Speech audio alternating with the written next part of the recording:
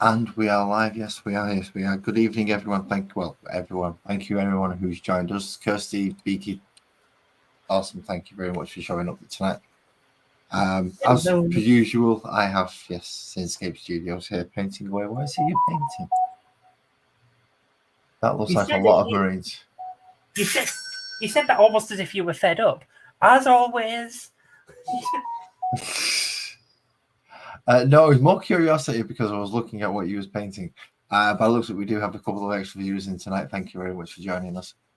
What is it you're Well, painting? Well, I what decide I'm what I'm painting. painting is a commission. Yep, It's raptors. Raptors. So it's Space Marines. Yeah, the Ah, ones with the white eagle shoulder pad. Drab green mostly. well, I couldn't make my mind up because I had a few things that I needed to paint. So I decided I'm going to do a little bit of touching up on the bits that I need to dry brush. So I wasn't completely happy with the dry brushing when I finished it because of the light conditions. I couldn't see the bits I actually wanted to do properly on these two models, which are recent acquisitions. So I now have a Neuraliter And a to go with, non-emissary. and yes, a non-emissary. I've got 3 on my shelf to build, and I still haven't even opened the boxes yet. Well, I have another one coming. I have another one of these big boys coming. Is it Daniel, big? thank you. Because I've heard that it's smaller than people thought. Yes, it is smaller than people thought. So let's see. It's priced almost the same as an Imperial Right. Knight or something, isn't it? Well, 70 or less if you go third party, 70-ish if you go to. Oh, right, okay, 70 quid. That's not too bad. Okay, so there's Maybe 50 quid for Gasgol, so.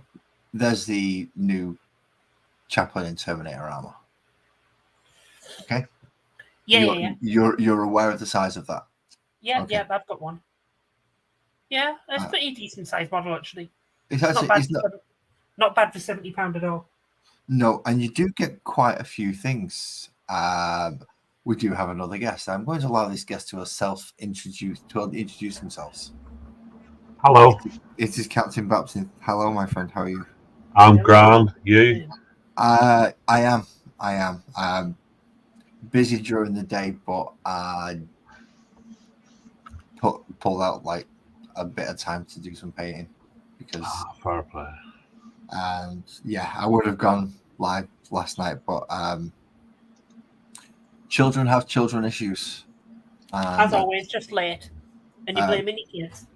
And Hello, no, particularly at certain ages, at primary school ages, at this time of year, bugs are bound to go round, and this one's gone round, and it's hit, and this one's hit my house. And yes, last night was my youngest's turn to go through something not pleasant. So yeah, it's not nice to talk about, so I'm not going to go into it. But it wasn't nice to, yeah, it made me throw up. Put it that way.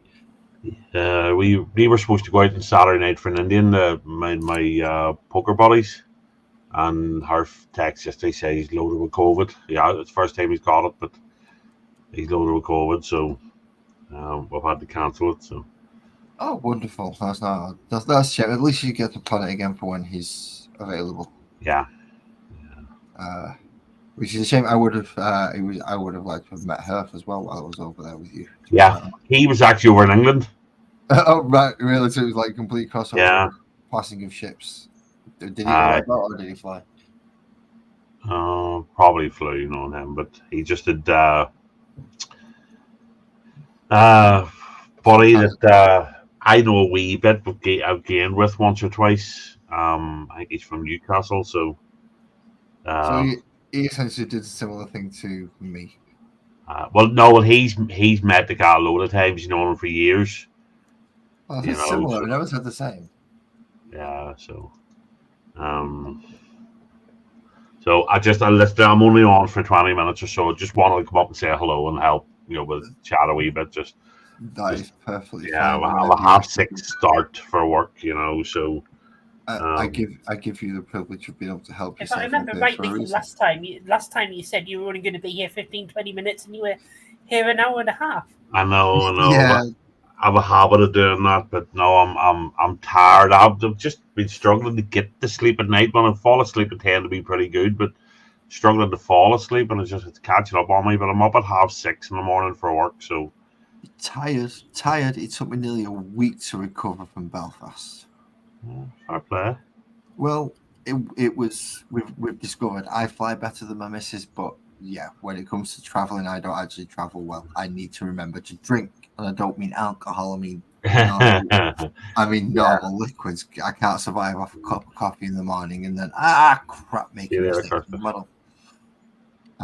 Yeah, you can't. I can't survive on a cup of coffee in the morning and then practically nothing to eat all day, and then expect to go out and have a curry and drink whiskey neat because I don't want the ice and the water because my stomach's dodgy, and expect not to throw up. So it was my own fault, but still.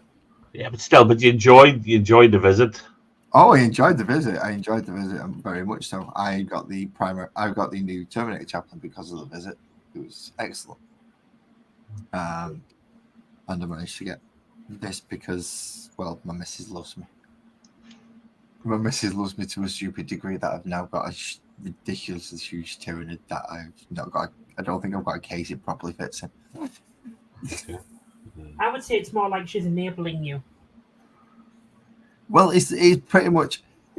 I think she more looks at it as a case of, well, he's not going out starting fights. He's not going out and getting drunk. He's not going out and doing that. What does he do? He sits there and paints little plastic models and sits outside when I tell him to. It's like, well, you can't really complain about that, and really, can you? He's far better than a lot of other things. Yeah, it is almost like you're her pet. You're right. No. Yeah, pretty much. Get outside. Come on, sit. Well, you've met her. You've seen. You understand what my missus is like. You've met my missus, so yeah. To call me her pet would, well, kind of accurate to a degree. I liked your missus. She was. Captain's up, by the way. She sat there wondering why I'm saying that. What that? The confused look on her face. So yeah, I had to explain to her that you were up here, and it's like, right, okay, fair enough. Hello there. Positive mental. I see you saying hello, so that's a new name to me. So yeah, yes, that is a new name to you. Because obviously you've now met my missus. She proves that she's real. She's not fictional. Honest, I'm a geek with a miss. I'm a geek with a missus. It is not fictional. There is. Good evening. Good evening, Nick. How are you?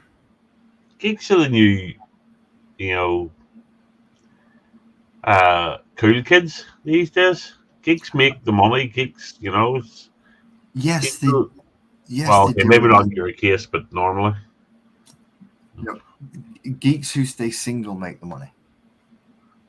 Geeks who never have sex make the money. No, I think these days you're wrong. It's geeks that are inventing Facebook and shit like that. It's geeks that are fucking making money off Bitcoin. It's geeks that are, they're not getting laid until after they've done all the crap. Oh yes, once they're rich, yes. I understand that, but then again, I read a while ago that a lot of the young, sloppers that normally just want the big dumb meatheads now realise that if they latch on to somebody, potentially they could be loaded later on. Oh yeah, they could be. If but they've got to put work into those guys, because those guys, if they decide that they're gonna go, then they will just go. If they get broken to the point where it's like, nah, I'm cutting you out. Have you ever known a woman to be satisfied completely with the man she's got anyway, and that doesn't go into relationships thinking, I've got to fix him? I think my missus went into this relationship with me realizing I was unfixable. I was just about to say, if anyone went in and tried to fix you, that would be a lost cause. Yeah. Well, the advantage with me and my partner is we knew each other beforehand, so she knew I was a complete arsehole to start with. But I'll guarantee it hasn't stopped her trying. No, In it's wh- not. in- It's Doctor Strange. it- And no. to a degree, it has worked. She has kind of. I now have a social filter. I now know what one of those is. Okay. So I now no longer just blurt out the first thing that pops into my head. And You might have to explain that one to me sometime off camera. What about a it's social called filter? apparently in common terms, it's called whoa. It's called an inside voice, Okay. and No, that's called insanity. Yeah. No, this is called not saying the things out loud that just come into your head. So it's got to come into your head, and that's where you got to keep it before it goes. Bleh. Yeah. Oh, no, I do. It's more fun living life and just saying what you want to say. Much more fun. Yeah, but I'm very well behaved in public. I'm very well behaved in work. Well, I'm okay behaved in work. Yeah, see, there's a difference between saying what you want to say and it being a good thing to say. Yeah. So, for instance, I'm out shopping. We're in somewhere. We've got all the kids with us, and there's an old woman in the way dithering in the way. It is not a good idea to shout out, "Move the fuck out of the way, you stupid old bitch." However, it is a better idea to say, "Excuse me, can we just get past, please?" Yes. It's a similar thing. It's just the way you say it. Well, yes and no, but one of them's just good manners, and I think manners are vitally important. Well, it depends. If the person was purposely trying to get out of the way, I'll push them. Yes, absolutely. But if it's just a random old woman who just happens to be slow and stuff, then no, it's not happens to be slow. You know what? You've tried to go round her 3 times, and each time she's managed to just time the movement of her trolley perfectly to just cut you the fuck off. That is the worst. That is the worst thing in the world for me. I can't stand being behind someone who's slow walking. And when they stand in the middle, when they walk in the middle of the pavement as well, so you can't actually squeeze past them. If they walk slowly, go to the side of the pavement or on the road, I don't care. But make sure there's room for other people to go past. Yeah. I can accept that. I can't disagree with that, but I mean, when I don't go to Marxies very often, when I do go to Marxies, there tends to be a lot of old women that don't care about anybody else. And go to where? Marxies? Marxies, what's that? Marks and Spencer's? Marks and Spencer? You shop at Marks and Spencer's? Occasionally, yeah. You posh bastards. That's not posh, that's normal. You just come from a place where the poshest restaurant you have is McDonald's. Fuck off. The poshest restaurant we've got is Wetherspoons. No, I'm absolutely. We do have a couple of nice. I came from one of the roughest areas in Belfast, but we just go to Marxies now and again. Some of Marxies stuff's lovely, you see. So we just go up now and again for a handful of things, and it's always full of fucking old women just getting in the road. And you're right in it, but that's why I tend these days to take my AirPods with me if I go shopping. I'm much more forgiving when I've got good music playing in my head. So do you want to know what you're better off doing? Ordering online. Marxies don't do home delivery. Ah, bastard. Yeah, because we actually do. We have a Sainsbury's order coming tomorrow. The Sainsbury's delivers for £2. So why the fuck would you bother driving to the shop and dealing with arseholes and packing, unpacking, and then driving home? I do HelloFresh, and it's actually really good. For somebody living on their own, maybe HelloFresh I don't think HelloFresh is sustainable for a house of people. It's pointless for me getting HelloFresh. I've got to feed 3 kids and then 2 adults, and trying to get some of the things that they send, trying to get the kids to eat them is like, nah, that's not going to happen. Yeah. Oh yeah, of course, yeah. Although in fairness, HelloFresh is one of those that even if I had an inclination to use them, I wouldn't for political reasons, So, so that I would be very much of a boycott HelloFresh amongst other firms at this point. So, fair enough.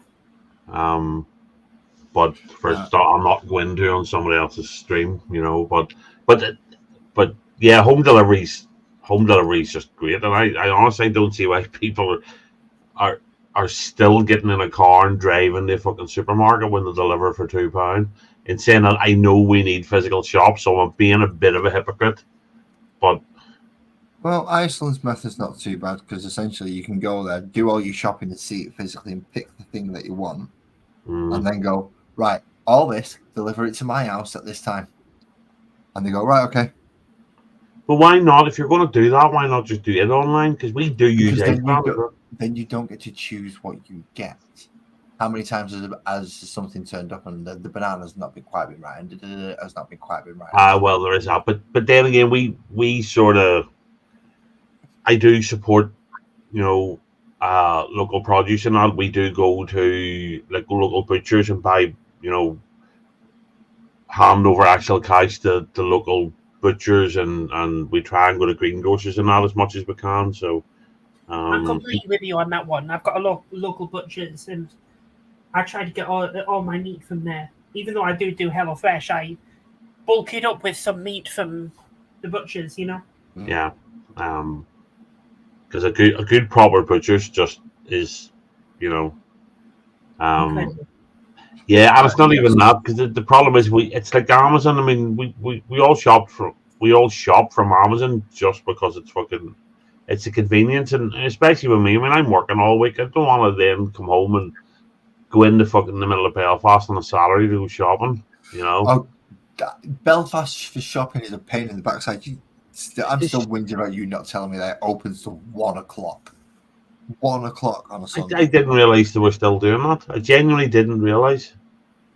I mean, what the fuck? Literally, all you could see before 1:00 in Belfast was tourists. Yeah. Is that religious reasons and stuff?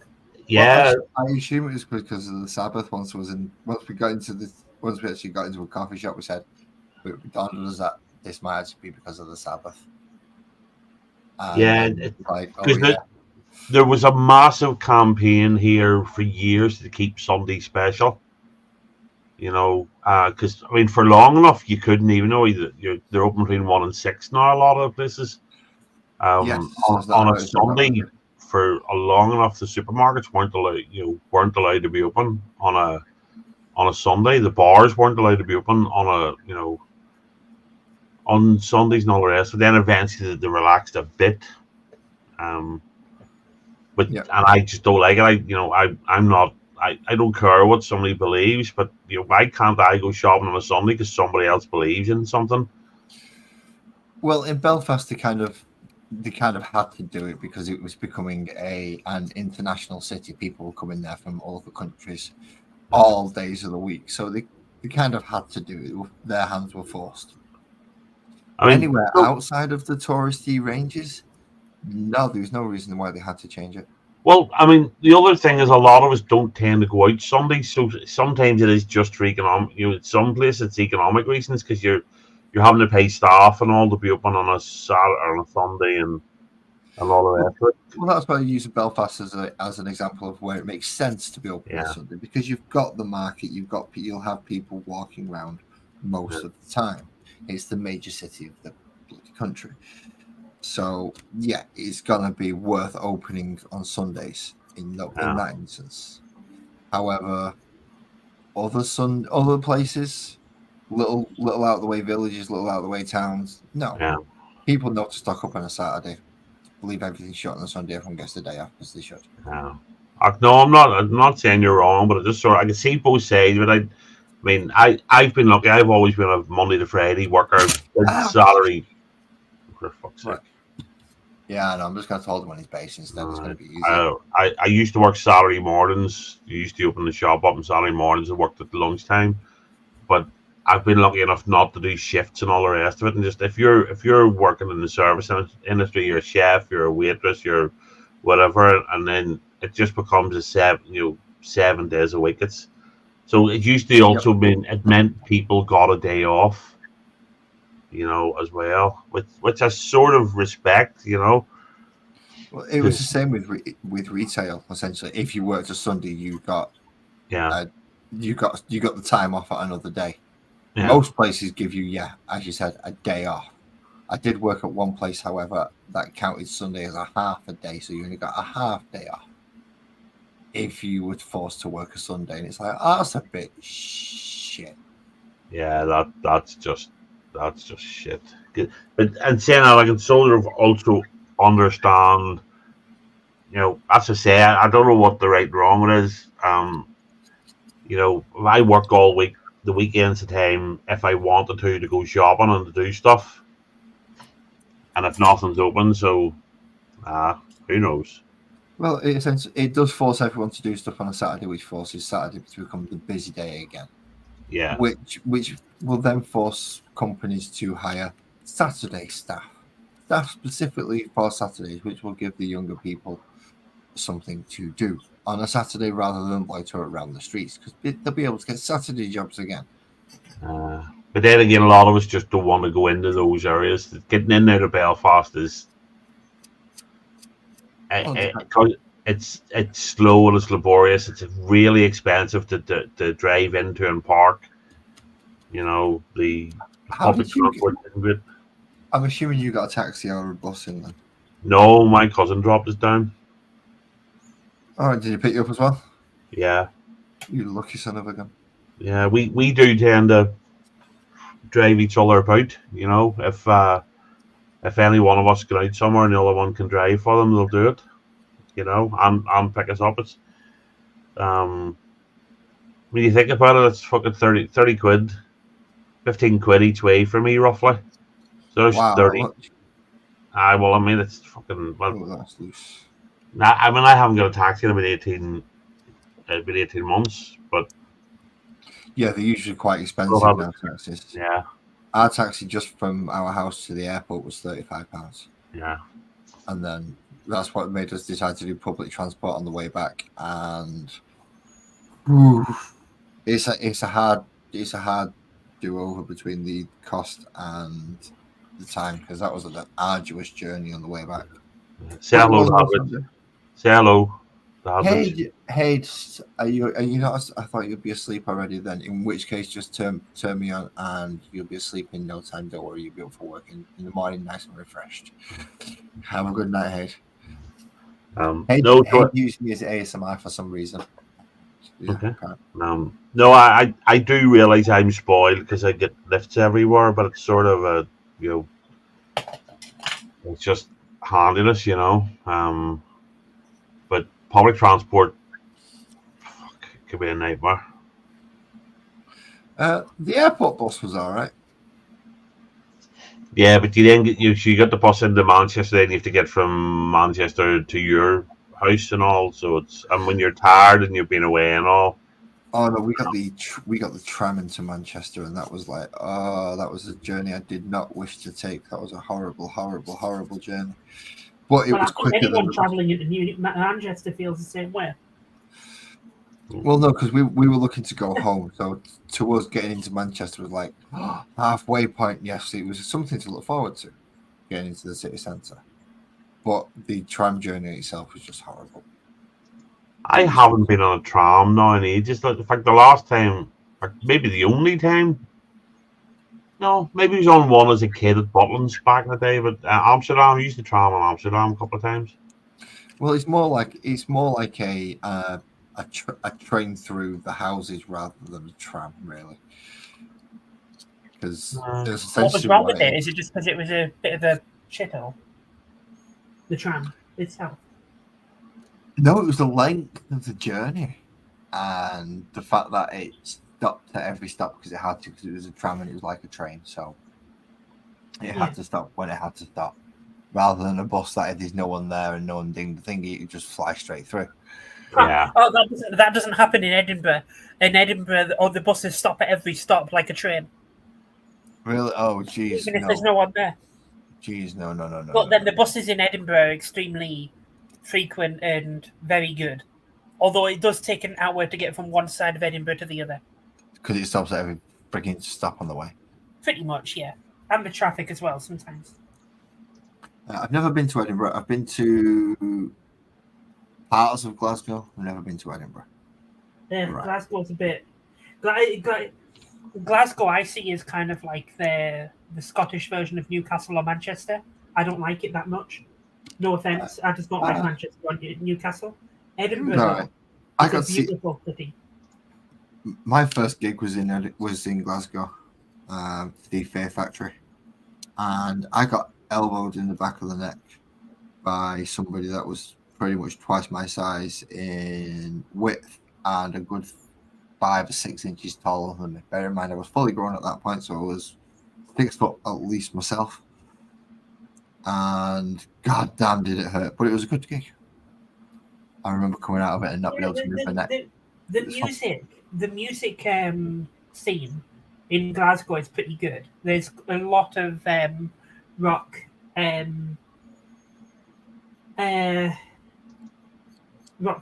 places there, you know. But apart from that, I would never go to Glasgow for anything else. Well, I to be honest, I've only ever driven through Scotland. I've stopped in Gretna Green a load of times because it's sort of on the way down to Liverpool and Manchester and that, and the same on the way back. You stop off and have a drink or something to eat. But I've never actually visited Scotland. I did look at it a while ago. Me and cousin of one of my mates was threatening to go take the ferry over and go for a drive and maybe go around some of the whiskey distilleries just for something to do. Yeah. And you should come. The Scottish like the Irish much better than they like the English. No, I know, but it's you both enjoy getting pissed. That's yeah. But the boat was so expensive. I'm like, I wasn't expecting it to be. It was like £350 or something stupid. 350 for what again? Which ferry? I can't. Well, we tried 2 or 3. Tried Lawrence to Roar. We tried Belfast or wherever it lands. We tried a few of the different ferry companies. It was £300 odd. You know, and I was expecting. You should just walk over the Giant's Crossing. Wow. Yeah, you could. Well, I don't know about that, but no, we just thought we'd go for it. Take the car, go for a drive. You know what I mean? Don't know about that. You're the one who put it bleeding down. Shut up. Well, it was something to do. We just thought we'd go for a day trip because time off work and all, and it was just so expensive. And that's before you do anything. You know, just. I mean, I could probably get on the boat as a foot passenger, but then you're stuck the other side in Stranraer going, now what do you do? You know? There is that. Being able to take your own car across on the ferry is a very nice idea. Yeah, Can you not take it to Liverpool? It's cheaper. Yeah, but I wanted to go to Scotland. That's what I'm saying. Just wanted to go for a drive. And yes, I know, but if you go over to Liverpool for cheaper, then you can just drive up from Liverpool. Be too far to drive to do a day trip. Right, so it would have to be. And the Liverpool ferry's an overnight ferry. So it is. Is it? All right, okay. So there you sleep on the ferry, and then you get up and do Scotland the next day, and you sleep on the ferry on the way back. Yeah. So it's not day. Scotland from Liverpool is a good. It must be a good 6 hours. Yeah. So it's just the drive. Depends where you're going in Scotland. Well, I mean, that's it. Like, it was a spur of the moment. I'm just saying the border just to get to Scotland from Liverpool must be a good 5-6 hours. No, you can do it. You can do it in 3.5 4. I've been in a car. It's been done in 3.5 4. I've only ever done on a coach. You know, go over to the football. So, yeah, I've only done it a coach, and that was from Newcastle to Liverpool, and that took about 3.5 4 hours. Oh, you do that on the coach? That's bleeding. If you're driving, is quicker.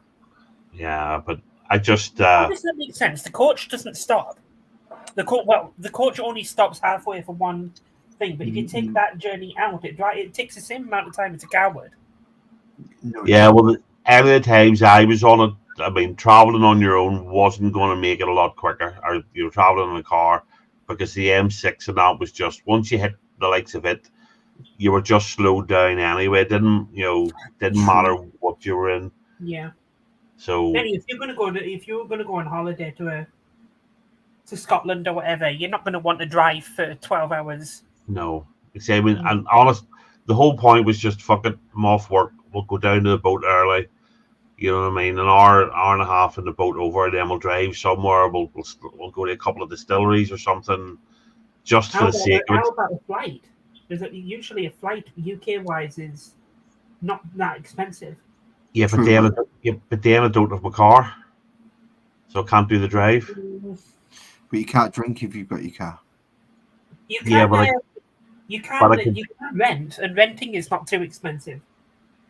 Yeah, but if you add the renting of the car, which isn't too expensive to the cost of the flight, and for three of us, I guarantee it's no cheaper than going over on the boat.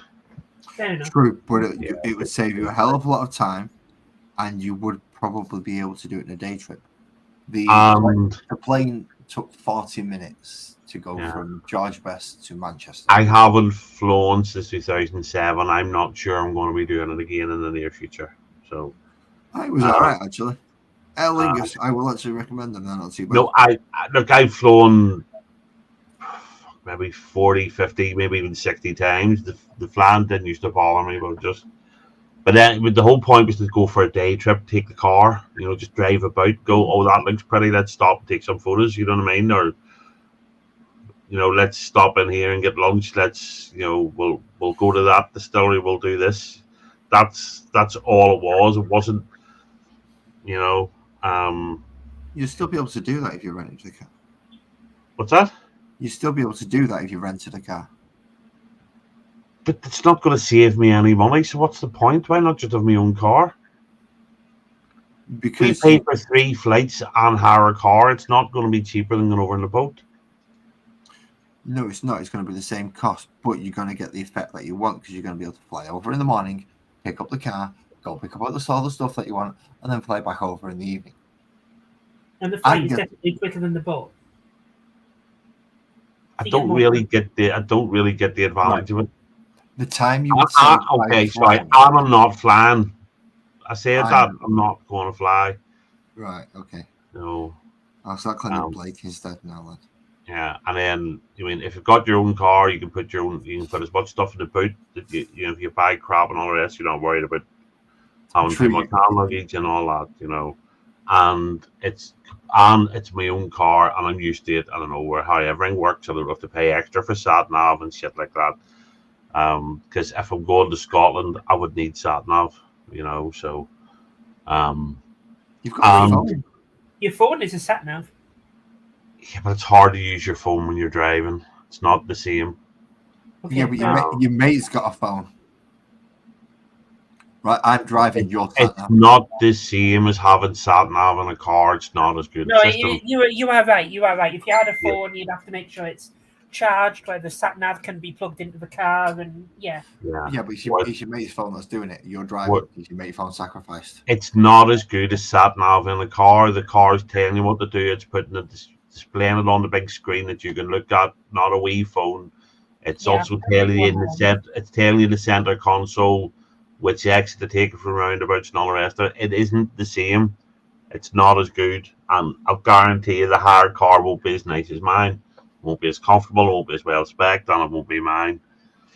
So, well, whatever you do, if you do end up coming to Edinburgh, let me know and meet up with you in Edinburgh for an hour or so. Yeah, well, like I say, it's just the truth be told, I'm not planning to do if and when I ever do it. I'm not really planning to do the cities. It's literally get off at. I can't even remember. It might have been Kern and literally just drive up the coast from there. I'm not sure about going to one of the cities. I mean, I used to get invited over to the football, go over to Ibrox and stuff back in the day. But I'm not a fan of Scottish football or anything, so neither am I. I wouldn't go just for the sake of it. I mean, I turned down a free trip to Old Trafford years ago and through work. It's like I'm not taking up the spot of somebody that's a United fan, and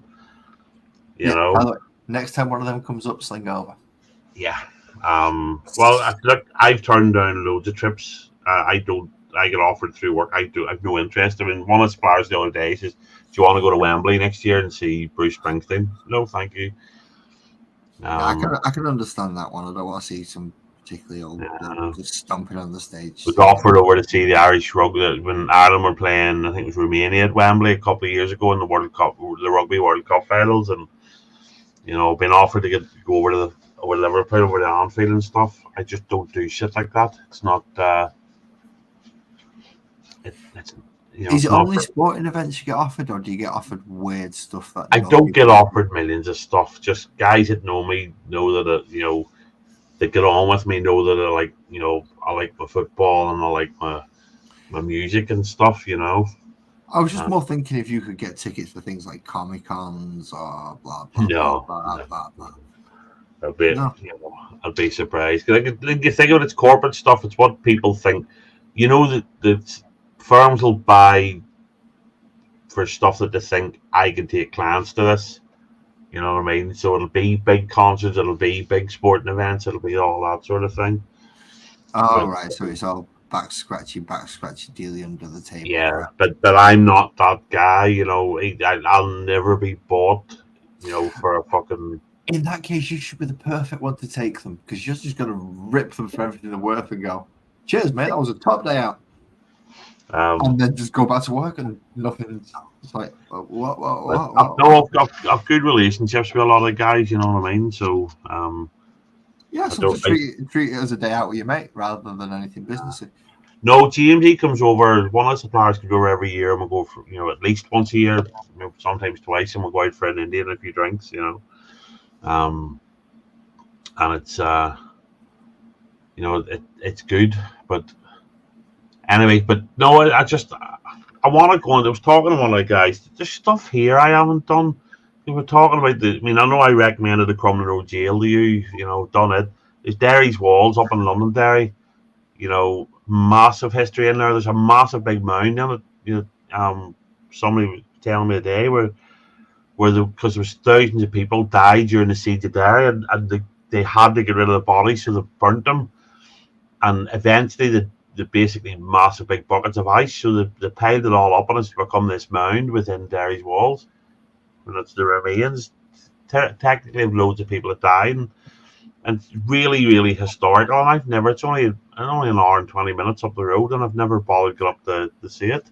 It's a weird one, that isn't it? Right? Yeah. But before I moved to Scotland, I always said, "Oh, I want to go to Scotland. I want to explore. I want to go to St Andrews because that's a beautiful place. I want to go to plenty of places." Since I've moved up to Scotland, I've not gone anywhere.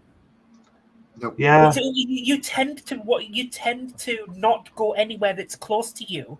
And when you do go out for something, you go somewhere far away that you wouldn't normally be able to. Like you'd go abroad instead of 20 minutes down the road to something else. Yeah, because I sort of put the stuff in my... See, when Joey was over last year, because I just asked Joey when he was coming, what do you want to see? And he said, Giant's Causeway and Titanic shit. And it's still the exact words he used. So I took him to Giant's Causeway. He's only over here overnight, So I took him to Giant's Causeway and I took him to the Titanic, exhibit, and they were brilliant. I would love to go to the Giant's Causeway. I find that stuff fascinating. Joey's raved about it. I've heard Joey say loads of times that anybody in America should jump on a plane and come to Northern Ireland just to see the Causeway. That's how much he was impressed with.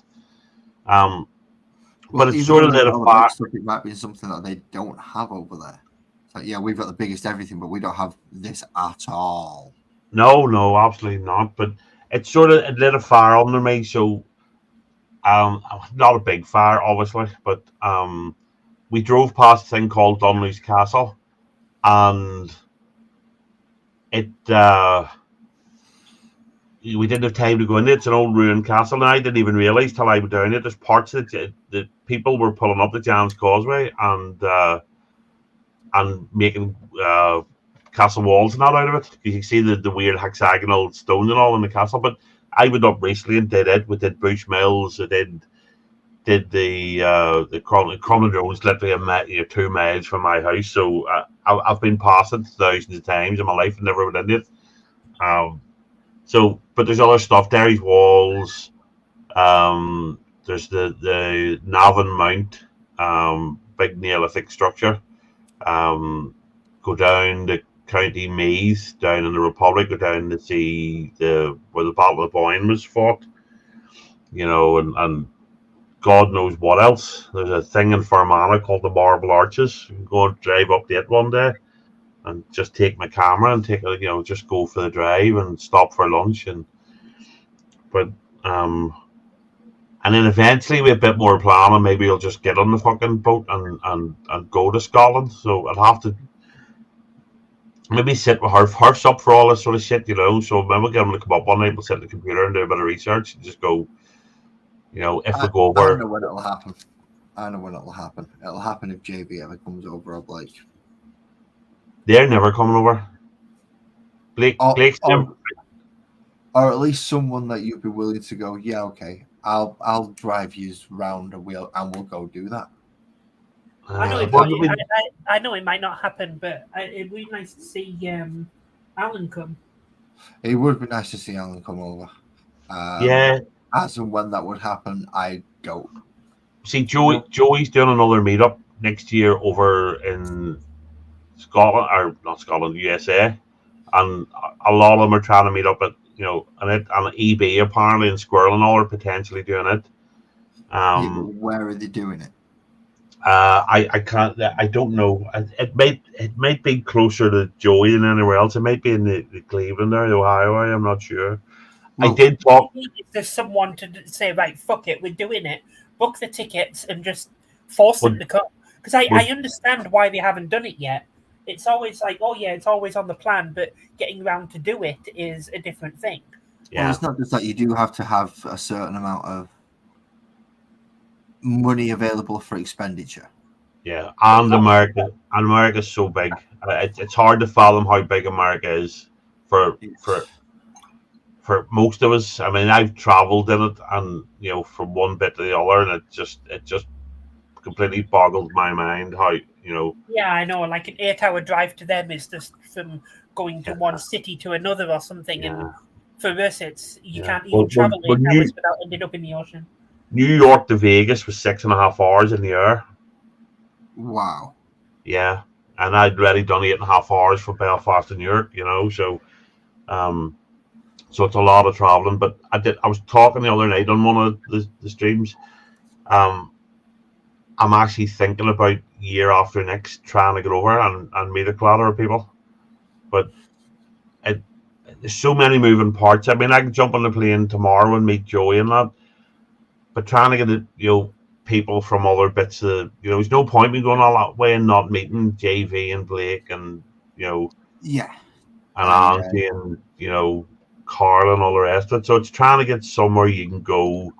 The day can go in, and the other thing is I don't want to fly all that way for 2 nights either. You know what I mean? America for 2 nights, no. Well, see, that's the thing. It's my purpose that you go in. I'm assuming you wouldn't be going just to sightsee and everything else. But it depends who you travel with. If I'm traveling on my own, I'm not going to run around. So I've. So, say for instance, it was me and you to go over for the comedy night that Joey would be running to, like last time. The weekend itself would probably be enough if everybody turned up. Not for me. I'm not going to the expense of traveling from one continent to another. I'm not, to only be there for a couple of days. I've done America twice, but I only did New York and Vegas. I'd like to go and see more stuff. I don't really want to go back to either of those because and they didn't realize this would be a different type of trip. Oh, I know, but it's still too far. It's still fucking 14.5 hours in the year. Well, yeah, it's the expense and the time travel and all the rest of it. To travel and stay 2 nights. If say for instance it is close to where Joey lives, Joey will meet at the airport and probably put you up in his garage or somewhere. So your certain expenses could be cut down. But I think that the captain's already said that he wouldn't stay in one place; he'd travel.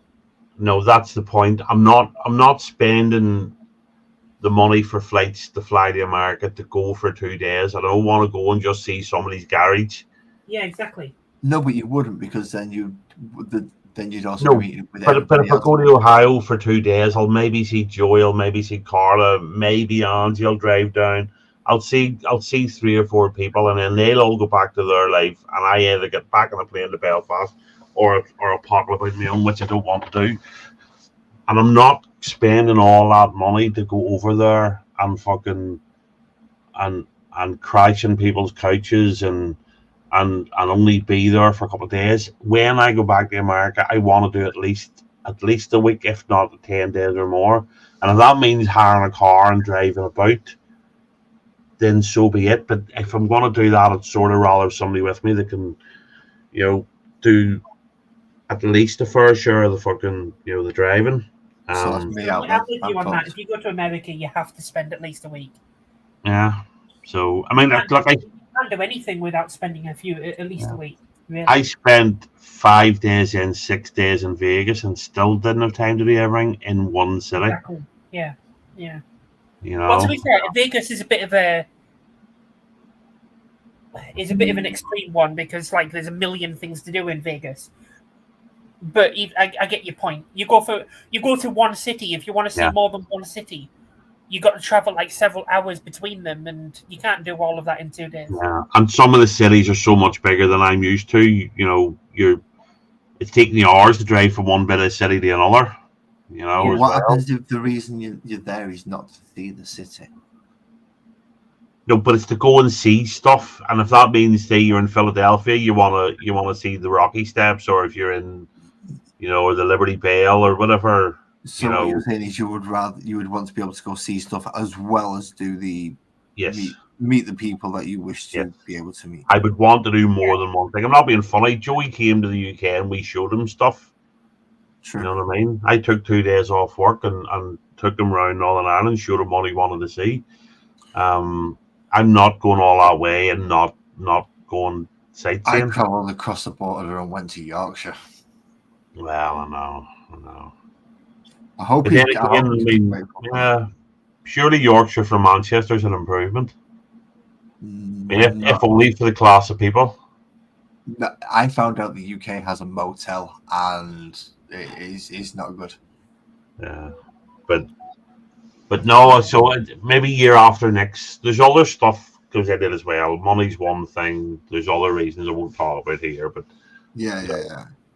But I'm not going all that way and not meeting JV and Blake. I'm not going all that way and I'd say for me, I wouldn't go that way. It'll be a JV, Blake, Alan, Thrice, ideally. Thrice, and Joey, so what you'd end up doing, it probably wouldn't be one meetup, you know what I mean? You'd probably, because say we did go to the likes of Cleveland or Ohio, that's okay for Joey and maybe Squirrel and Jules and people like that, but it's really, really far for Alan and Blake and you also got Dorito, which is just right out of the way. Yeah, well, Dorito won't fly now. He was telling us the other night, so. So yeah, that's another one. Yeah. So if you went there, you'd have to make it like a road trip. Yeah. Essentially, yeah. Right. I can't remember what bloody colour schemes I right. I need to bring up my Instagram page because I need to remember my colour scheme. Pink. Oh fuck! I just done what I do in JVs. Type in the chat and it comes up as your name, not mine, because I'm in your StreamYard. Dumbass. I know. JV did it the other night on mine because obviously I use JV StreamYard, and so when I was on the other night, he put a comment in and he was looking at it going, because my name comes up, so. Right. What am I doing? Wasn't your paint scheme yellow, pink with yellow dots? No, it's purple carapace, yellow skin, green weapons. But no, so Joey won. It's my 50th in January. Is it? Yeah. The Joey and that he kept. Earlier in the year, kept saying, you've got to come, we'll do Vegas or we'll do something for your 50th and all. And they didn't realise how Vegas from here is an absolute name. I love Vegas. If I win big money, I'll go to Vegas. I loved it. If you win big money, I'll let you take me. Absolutely. If you can find me again, I'll take you anywhere you want to go. No. Oh, I'll find you. You're not difficult to spot, mate. You're not difficult to spot. But like I say, 8.5 hours from Belfast just to reach America, and then 6.5 hours down, and a 4-hour layover. And then to do that, coming back to go for a long weekend in Vegas just isn't happening. Nope, you're going for a week at least. Yeah, and the problem is if I go all that way for a week, who's going to hang out with me for a week? You know, Dorito wants to do Vegas, but he can drive to Vegas and back. You see, that's the thing. I'd love to go. Sorry, go ahead. Get to Vegas? What's that? Could Thrash get to Vegas? Look, I'd imagine any of them could get anywhere if they really wanted to. But then again, there's a good chance that if Thrash goes, Chaddy will tag along. Yeah. But the thing is, that'd be funny. Get him in a room with Dorito. Get Dorito drunk and angry. What did he just say? What did he just say about you, Dorito? But like I say, so it's trying to get all them moving parts together. Now Dorito said it's just come and see him. He loved it. He said he'd make me very welcome. Go and meet the family. Get proper Mexican food, because all his family's Hispanic. Love to go over and try some proper, authentic, homemade Mexican cooking and stuff. But I think Dorito would be good crack. You know what I mean? I think I'd probably kill myself if I went over and saw Dorito. Yeah. Because I'd get in one of those cars and he'll go, yeah, man, just let it loose, run. And crunch. Yeah. Like, what's that? Ambulance. Right. So as usual, I've been on more than I said I was going to. So I am literally just going to turn this off. I'm going to turn my light on so you can see what I'm doing once we turn my computer off. And I'm going to go to the toilet and then I'm going to go to bed. So, like I say, just early start in the morning. So right, it's good to see you. Good to see you again. Yeah. And thank you for coming up. No bother. Enjoy the rest of the stream and we'll see you at some point. So, yes. Well, yeah. Oh, fuck, I nearly did something stupid. You nearly click end stream. Yeah. I'm so used to doing it now because I go live every Friday night doing my wee stupid. Do it? Did you press end stream? No, he's not. He just nearly did. He just nearly did. Because it's nearly always me hosting the thing now because I do my 20 questions thing on a Friday night. You do. You do 20 questions. So if you're wondering who half of those people are we've just been talking about, go check out Captain's channel because he's interviewed a few of them, and if not, they certainly pop up in the chat. Yeah. And by the time I'm done, they'll all have been interviewed, I'd imagine. So, including you're going to do it. Well, it's not really an interview; it's a chat. Oh yeah, this one's going to be that one's going to be an interesting. Squirrel was an interesting one. Squirrels was a very interesting one. I've enjoyed them all. Spencer was really good. I've not seen Spencer's. The problem is you put them on Friday because they're on Friday nights, and I'm usually not at home on a Friday evening. The thing about video is you can watch it whenever you want. You can,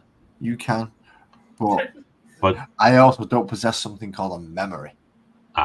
Well, see, I'd never met Spencer until he come up to do it. Spencer Daniel. Sorry. Yes. In Bristol Silk. Yes, because I had Daniel on one Friday night and the following week at Spencer. And Daniel, everybody knows Daniel, Daniel's what he is, but Spencer I'd never spoken to, and fair play to him because he was in the chat when Daniel was doing it, and I just said to Daniel, "Do you think Spencer would do it?" And he came back with 10 minutes later. He went, "Yep, he's up for it." So I just want to do it back to back for it, but that he was brilliant. It's like bear in mind I had never spoken to him in my life. Yeah. You know what I mean? We're Daniel and a nice guy. I've never. Yeah, now he is coming to the UK next year. Yes, I believe so. He's tickets. He's coming over to see Liam Gallagher gig. So where's the gig? Is it down south or is it? I'm not sure. I'm not sure, but I just said, look, I'll meet up with him. I'll do my best to be hospitable when he's here. If I know he's coming, I'll take a day or two off work. And I'll do what I did with Joey. I'll just drive him about and let him see stuff. So.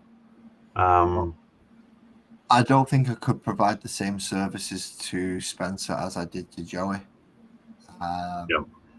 So I if he wishes to meet me, I won't say no. But I also, I'm not going to go. Come see me. Come see me. No, you won't. No, absolutely not. I didn't do that with Joey. Joey just announced that he was coming. I wasn't given any choice. Well, when he said he was landing in Manchester and he didn't have anyone to meet him, I said, well, I can at least meet you at the airport. So, you know, you at least when you get off the plane in Manchester, there's someone you know to go. Yeah. Where the hell do we go from here? So it's like, okay, I can do that at least, which was, I suppose, slightly helpful. Yeah. But I'm enjoying my wee 20 questions thing. And it's Samantha was good. BC this Friday, which we'll see. That one could be another squirrel derailer. I don't think so. I think it'll be a quicker one. I think it'll be one of the quicker ones because. But I said this from day one. See, when Joey did the first one for me, I said, look, this could take 5 minutes. It could take 15 minutes. And we ended on for about an hour and 40 minutes. And then a couple of the other ones. Squirrel was 3 and a bit hours. Daniel was near 3 hours. Spencer, and we're just sitting talking. So I say it's not an interview thing. It's like a structured chat. Do you believe in aliens? And then we sit and talk about it for a couple of minutes. And then, and that's all it is. But they say just, but at some point I sort of want everybody on. The only. I'll have anybody on that I find interesting. And ironically, I really want to do it with Raven. I think it'd be hilarious. It's a nut job, but that could make it interesting, But another one who could be interesting. Have you thought about Mick T? Yes, I've asked him. Yeah. But it just has to be somebody that'll calm up. There's a couple of people in the community won't calm up, and that's fine. But I'm not going to sit and do 20 questions to an avatar. You know what I mean? True, but you could do it as an audio broadcast rather than a... No, I think is I'm not doing it to be fucking Joe Rogan. I'm doing it because I want to do something interesting and fun, and I've enjoyed them. And I'm not going to enjoy. I hate people sitting behind avatars on a panel. You know what I mean? So I'm with you on that one. Yeah, I'm absolutely fine with somebody that doesn't want to join a panel and be on camera.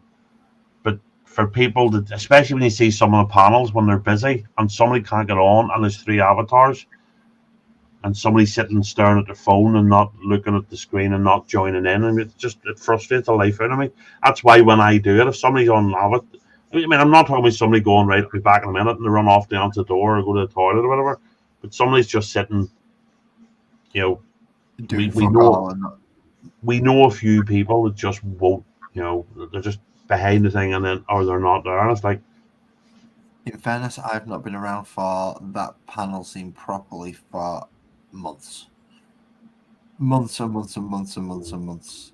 See, JV's not doing it now. JV's not, he sort of took a break. And again, that's the only reason I started doing stuff Friday night, because I'm so used to being online Friday night. Because every Friday for a year and a half, we hung out on JV's. Yeah, pretty much. And then when it's not there, I'm sitting here looking at the walls going, what the fuck do you do? Well, you did it yourself, essentially. You created 20 questions, you get people up, and you've done it yourself. And other people, I believe, have also attempted to fill that Friday night slot. Now it never worked. Some people. Carla, love Carla to bits. Carla's brilliant. She's been there from the first panel I ever joined. But it hasn't worked. It didn't work for her on a Friday night, but part of that's because of who she lets up. I designed a channel logo, I think, for Carla's. Yeah. Except Carla's brilliant, so I'm not having to go at her, but it's her panel, she can let her what she wants of it. There's certain people, like Robert comes up and he just lies there, doesn't take part, doesn't add anything to it. Fulton comes up and he's a nuisance, people that come up because they want to be on the panel but don't join in, and they're like, why expecting anybody to sit and watch this? That's all. I mean, we might be arseholes on a Friday night, but at least we're, Whoa. There's no mics about that. There's Yeah, no life about that. but at least we're talking and we're bantering and we're, you know what I mean? It might not be everybody's cup of tea, but at least there's something going on most of the time, you know. So, but the thing is, Blake does the after show, and that's a good thing. I always get Blake. He's always in the chat. I says, look, put your channel in my chat and put the link into your show, and we'll shout you out, and we'll do the Blake TV after show. You know, he always does it, and then I hang out in it for a bit. See, that's a good idea because Blake's close. He just needs to push the last little bit if he wants to actually make his work, and I believe he does to a degree want to make his work. I don't know. I've known Blake now for well, maybe not quite as long as you, but quite a while. You speak to him more than I do. He's no watch hours. I mean, he's got the subs, but he's no watch hours, and he's not going to get a watch hours not going live. True. So, and truth be told, he needs to. He's been doing really well. He's been off the drink, and he's much better when he's off the drink. He's much more fun to spend time with. He's much more fun to watch, you know. But well, he's more coherent as he gets because he's not drunk. And I really hope he keeps it up because he's much better sober, and you know, and so that every Friday since I've started doing, I always say to him if I see him in the chat, I says, "Are you doing an after party? An after party?" And just put your link in, and then put the link into the show, because we might as well. Because then I jump over and hang out with him. I mean, I could always speak to offline for a wee bit with whoever's on mine for 10-15 minutes in private, just to and then we jump over to Blake's, so.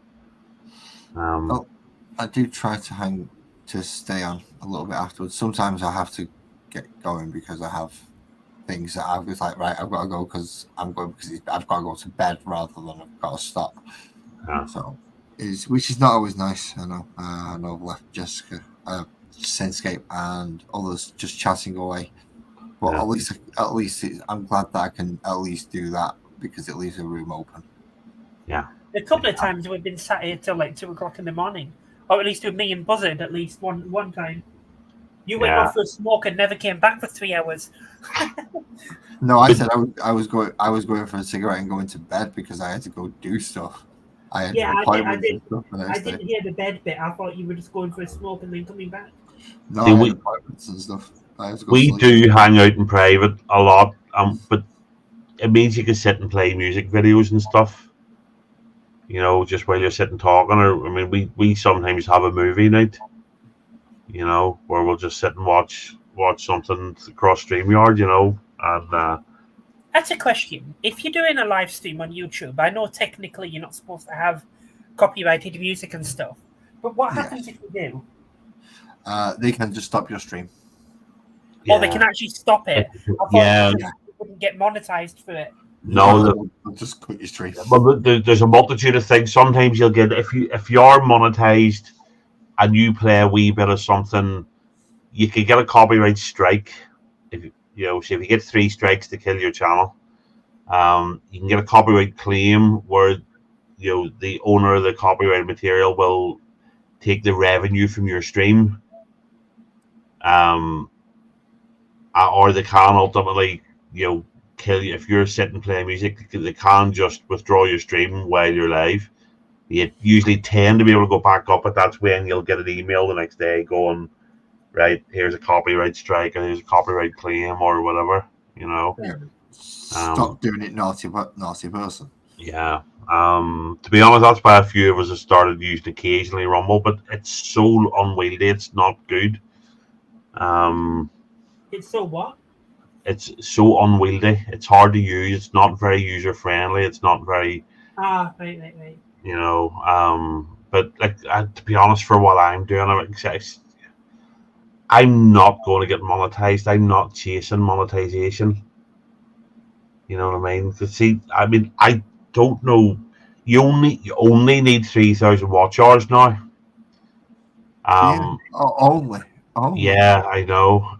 But it used to be 4,000, and I don't know how anybody ever got 4,000 watch hours. Easy. Unless you get were proper big.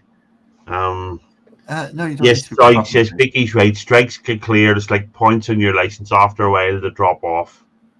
Yes. You know. So, but but if you happen to get them overlapping and you get you get 3, then you're plugged. So it just means you have to behave for 90 days till one drops Yeah, off. You because know. I was only asking because I'm thinking of doing my own YouTube live stuff and doing my Right. own YouTube videos.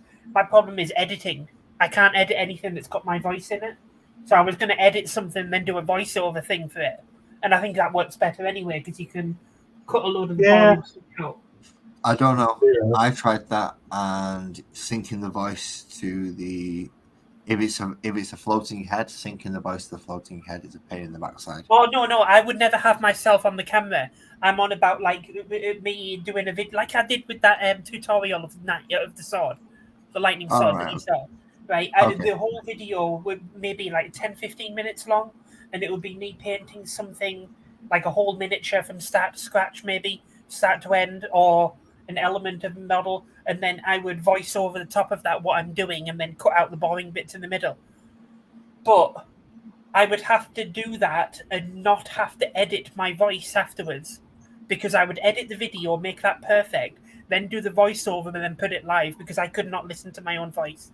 The second I hear my own voice, I'll scrap the whole video and not do it again. Well, what you could do, you could edit the video just the way you want it, and then you could almost do like a reaction to it. You know, talk over the top of That's it. what I'm on about. That's what I'm on about. Yeah. Yeah, there's a couple of YouTubers that do that, like Miniature Hobbyist. He basically does exactly that. That's kind of what I'm thinking of doing. But I have no intention of getting monetized for it. This is just something that I'm going to use as like a method of advertising for my business. I put the streams on, put the links to the streams on Instagram, and do paid advertising to them, and then at the end of the stream, at the end of the video, it would have links to my site or to my Facebook, and then I'd have live streams like Laz is doing now. I would have live streams, but I want to do something different. Like I want to do something. I can't. I wouldn't be able to just like I wouldn't be able to do what you're doing, Laz, because I wouldn't be able to just go on randomly and start painting. I would have to have a reason, a purpose to go onto the stream for. In like, for example, the stream would have to be this. I'm painting this model. This is how I would paint this particular model. And then while I'm doing the live stream, I would talk to people about how I do that model. Right. But why not just talk the way you're talking our way and you're doing it, and then edit it that way? What's the issue? That doesn't make a good video. You're just talking normally. You've kind of it kind of does. Talking like how I'm talking now is it's two extremes of the same line. Right, now I'm just talking random bullshit, but I would have to edit it to make it good for a video. But if I scripted it, but Binky's sort of saying or script your voice. But the reason you're sitting talking bullshit here is because you're talking to us. Yep. Yeah. You know, if you're on your own, just recorded, then you'll be saying, right, today I've got this, blah blah blah. I'm going to paint it. This is how I'm going to start, and then you just get, just talk as if you're given it. I mean, all I would suggest is try one that way. Because I would still have to edit it afterwards because I'll be like, that moment I took too long in between sentences. It was too much of a lull. And then at another point, I probably slurred my words a bit, or I said something that was wrong, or I didn't say what I needed to do. So if I did that, I would have to have a script. But then if I did a script, it would sound too. Scripted. It would sound like I'm reading from a script. But I don't think he means like script as in enter stage left and all that there. But so I think if you just have a plan what you want to do, and you're going to have lulls in, and that makes it easier to edit for you as well.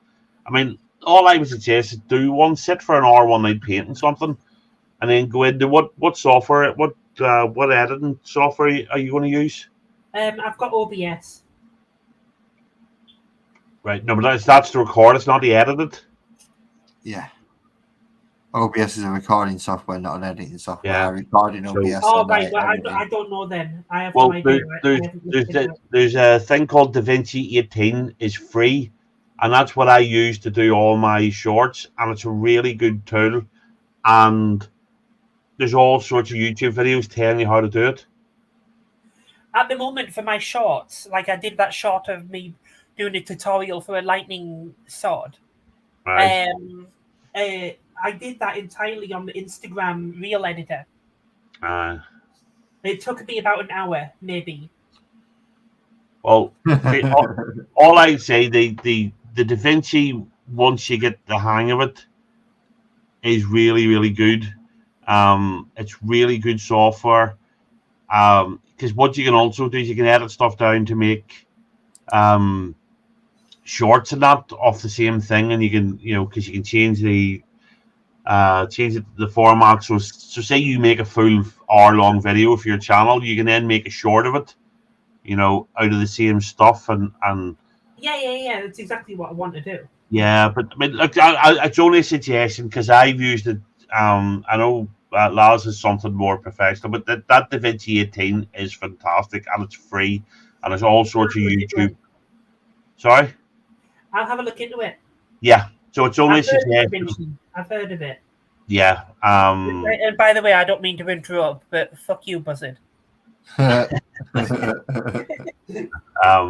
it's just something for you to have a nosy at. If it's no good to you, it's no good. But it's good software. It's free software. As long as I don't have to edit my own voice or listen to my own voice, I'm fine. If it's just a video, I can edit that to my heart's content and then do a voiceover over the top of it. But that voiceover would have to be perfect. That would have to be perfect in one go, because otherwise I would have to edit it. Yeah. Well, it's definitely. I think you're right. I think get the video the way you want it, and then do it like a reaction over the top of it. That's probably. I think you're right. That's. That's going to get the closest to where you want it. Yeah. So. Anyway, right. I'm definitely going. So got me distracted again. So, I'll see you all. I'll see you all soon. Okay. Night, everyone. Captain. Thanks for coming up, mate. Have a good night. Yep. Cheers. Bye. Bye. Yeah, I still agree with Buzzard though. If we've got to listen to your voice, you should have to listen to your voice as well. Nah, fuck that. You all can suffer. I'm not going to suffer. Look, I had to suffer through a video of my own, and yes, it is arduous and it is painful, but it is possible. I managed to listen to me. Can you imagine how hard that was? You can listen to you. No, I can't. I genuinely can't. Soon, I've tried it several times. I've got several videos that I've scrapped, literally just deleted off my phone because I just didn't want to edit them because of my own voice. I can't do it. Pop in the other chat if you wish to come up. Oh, someone else. Yes. However, this person doesn't. I do not bring up until they wish to come up and they are ready to come up, because there is possibility of distractions and not being ready. Because going back to one of Captain's pet peeves, this person does not come on camera. However, they do get to come up. So it's a good thing Captain's pissed off then, isn't it?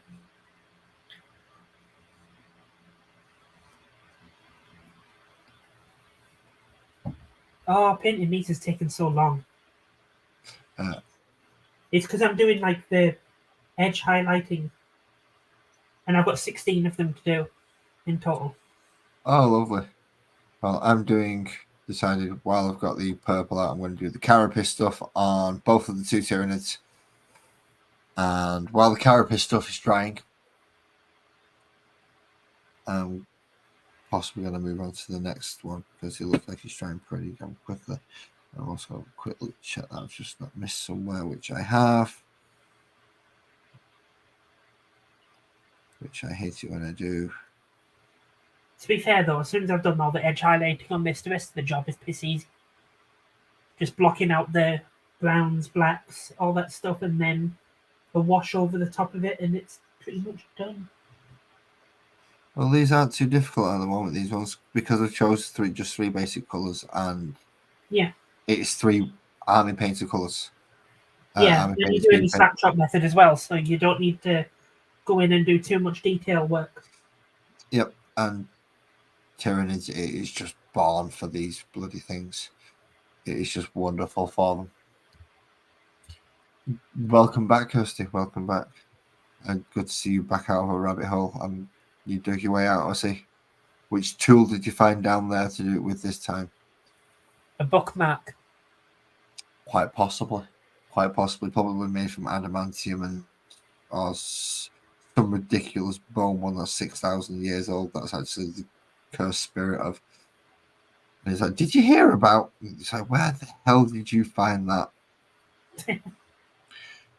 It really is. It really is. Oh, 6 models left to go. I've done 10, 6 to go.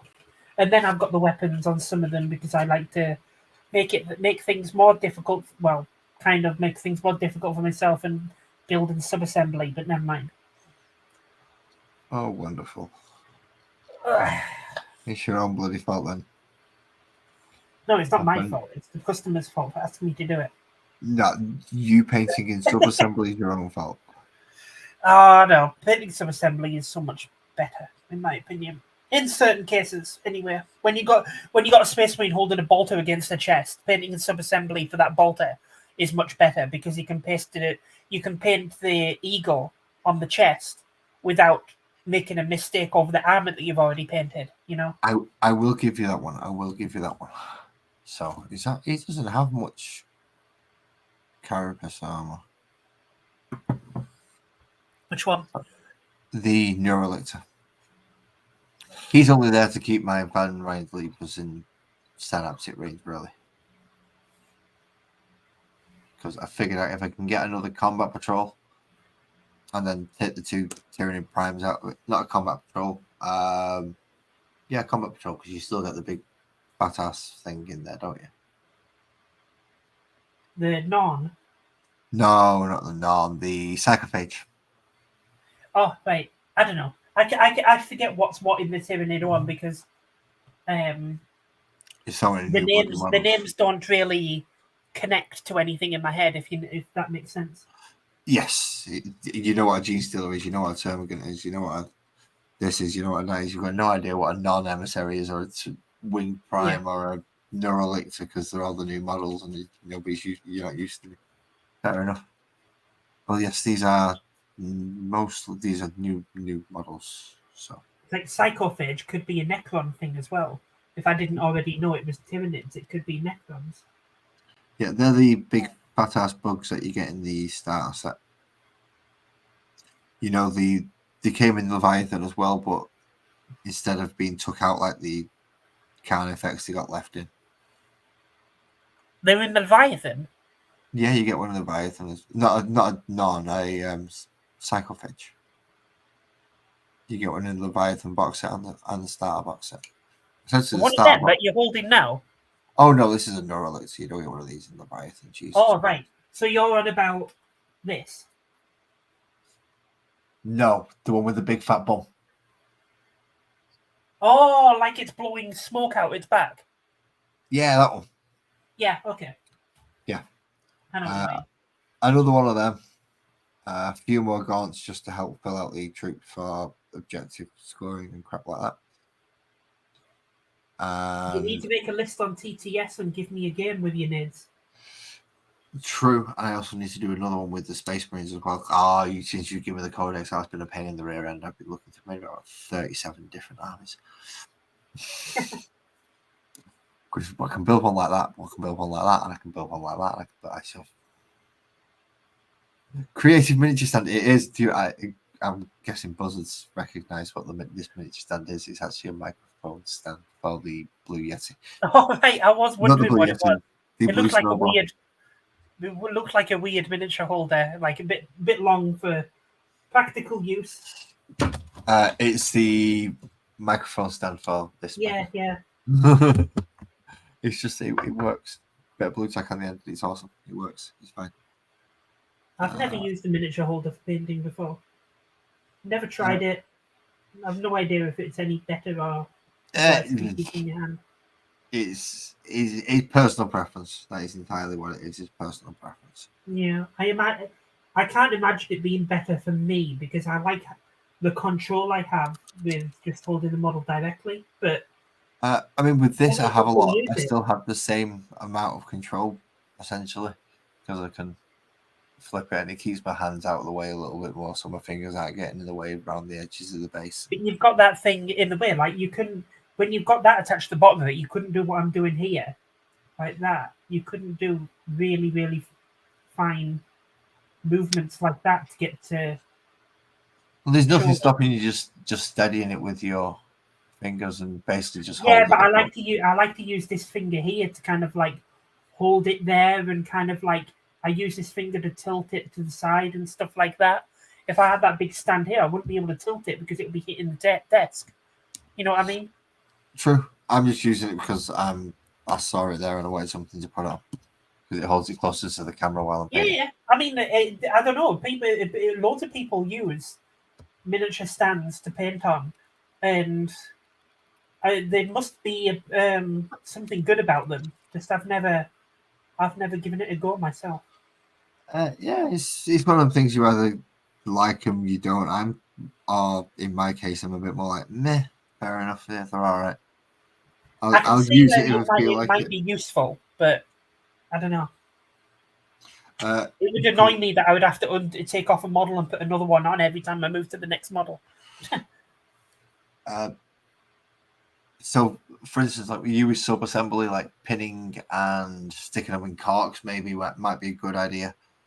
Just sometimes I do that. Sometimes I use when you get Forge World models and you have those big blocks of resin that you're not going to use on anything.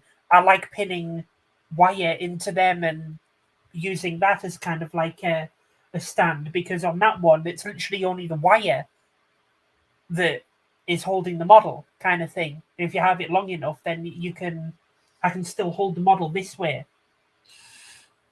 But I would only use that for the purpose of being able to place the part on the table in the air instead of putting it on the table where the paint could come off if you rest the paint on the table. You know what I mean?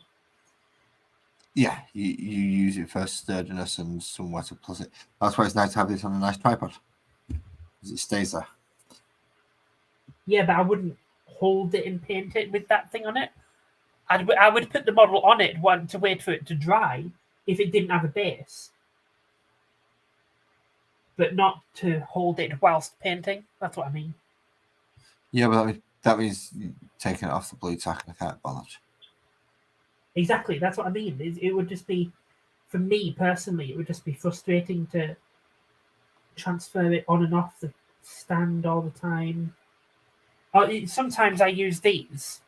I bought this.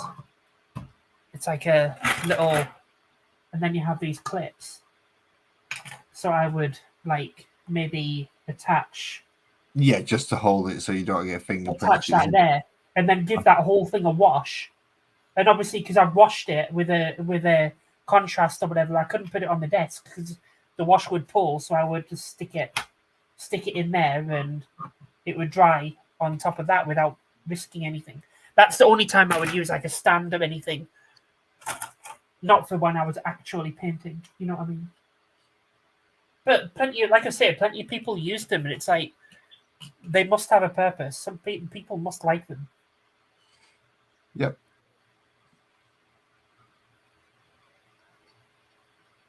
I have that other brainwashed into using them just because they're on sale. Because, I agree. If you're doing a lot of them, then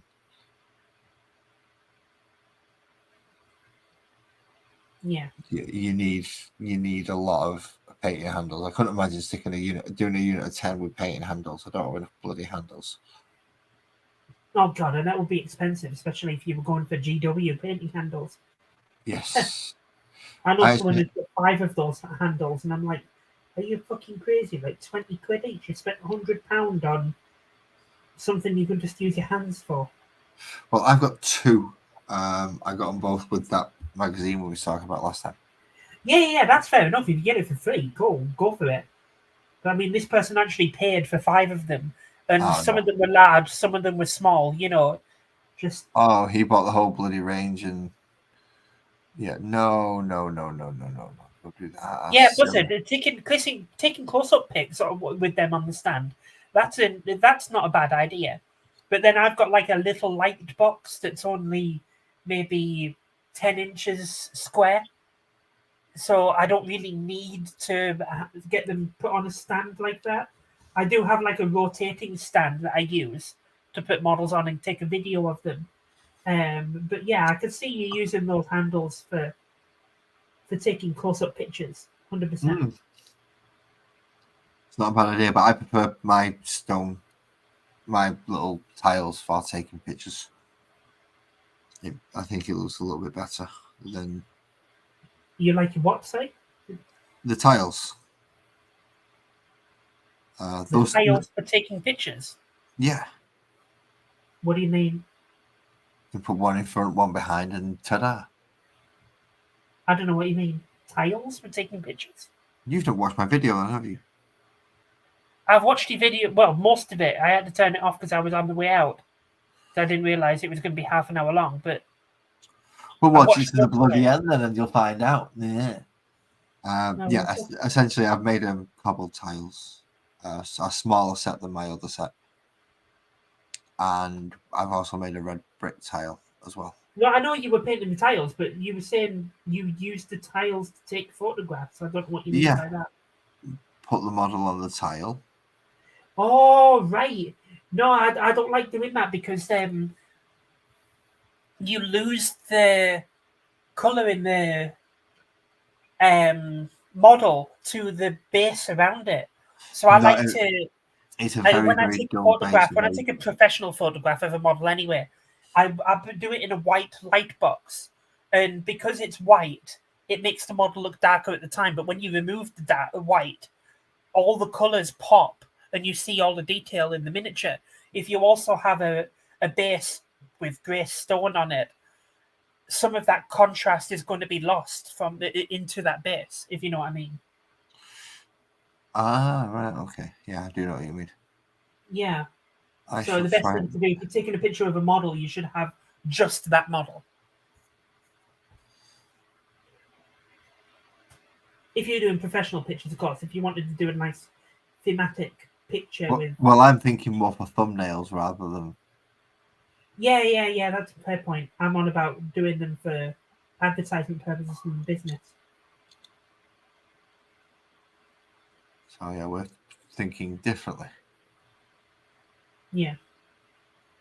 Because thumbnails, I try to make it at least a little bit entertaining or a little bit more interesting. With the thumbnails, because I thought about this when I was thinking of doing my own YouTube channel. Well, still thinking about it.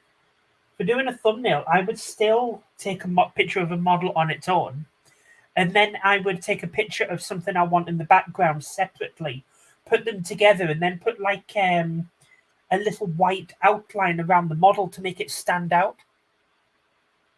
That seems to be something a lot of YouTubers do these days. A lot of the time, I use the raw model that I'm about to paint that night. Yeah. So, in that case, I suppose I could do it, but the model's pretty much black and white anyway. So it's kind of not really worth it in some cases. True. And having the colour as in a little bit of a background colour does actually help add to the colour in the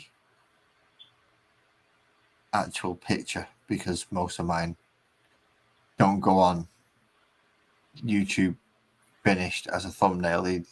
Not until the end of the video, or videos if it's a large enough model. Yeah. Then you get to see the end thing, and then it appears on Instagram as a finished model as opposed to YouTube.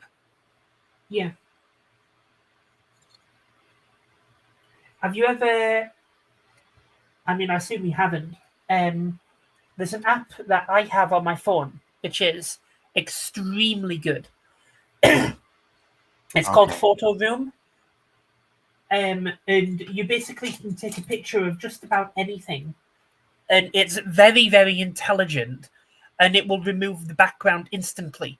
And it's extreme. Almost every time I've taken a picture of a model, no matter where I've taken the picture of the model, it's removed all of the background and kept just the model. And then within the app as well, you can add a new background. So, for example, with my salamanders, I took a picture of the aggressors. It removed the background, and then I typed in volcano, and it would use like AI art generator to create a volcano Right. background behind them, because that thematically works with salamanders, and done. And it would create a load of images for you to pick from, and you'd pick the best one, then you'd add your text to it. That app is absolutely brilliant, and that would make good thumbnails. And one of the other features of it is it does actually have in the app when you remove the background and you create a new background for it, you can select an image size for all of the social medias. So it knows how big the optimum image is for Instagram or for YouTube thumbnails or for Facebook banners and stuff like that. So all you'd have to do is click on the one you want, create the background, add the text, and you're done. That's how I do all of my marketing material at the moment, and I would highly recommend it to you. See, There is a free version, but I use the paid one because I use it a lot. But the paid see, one is only like £6 a month or something like that. that sounds excellent, but I've got a question. Yeah. Since when has good programming been classified as the program being intelligent? What do you mean? You said it was intelligent. It's not. It's just very good programming. Whether or not it's using. Well, yeah, no, it's smart because it knows what it is you're trying to take a picture of and removes everything else.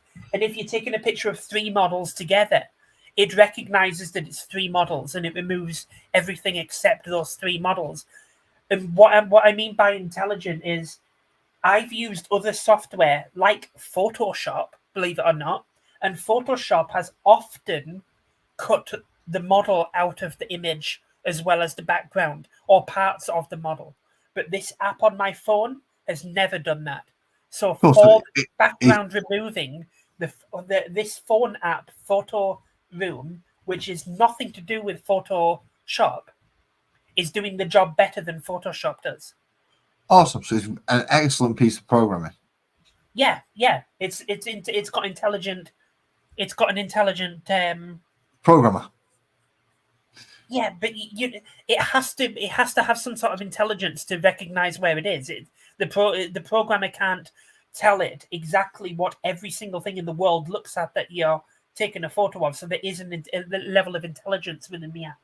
No, but the programmer can give it an X parameter where X parameter is search for using this, that, and the other, which would be Google, Bing, Chrome, blah blah blah, and use the image function and do it. A clever enough programmer could get it to do that. Yeah, and that's what makes it intelligent. That's the No, definition of intelligence. what? Following your code? Well, yeah, everything follows code.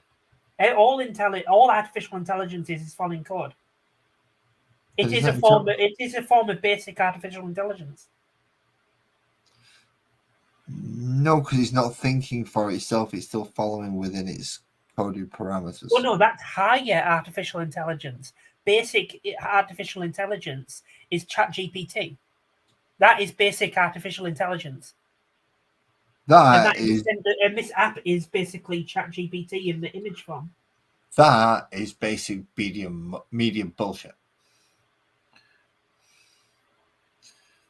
That's not artificial intelligence. That's just clever programming. No, basic artificial intelligence. That doesn't mean having a conscious. I know it doesn't have anything like that. Basic artificial intelligence is just an intelligent it doesn't have to be taught that what it's looking at is a model. It just recognizes the fact that it's a model using the stuff that it's learned in the past. That's intelligent. And the fact that you can have 3 models and you can have one behind the other, and it will recognize that, and it will still keep the one behind, even though that could be deemed as background, which Photoshop does. Photoshop thinks it's a background, so removes it. So the phone is more intelligent than Photoshop for doing that.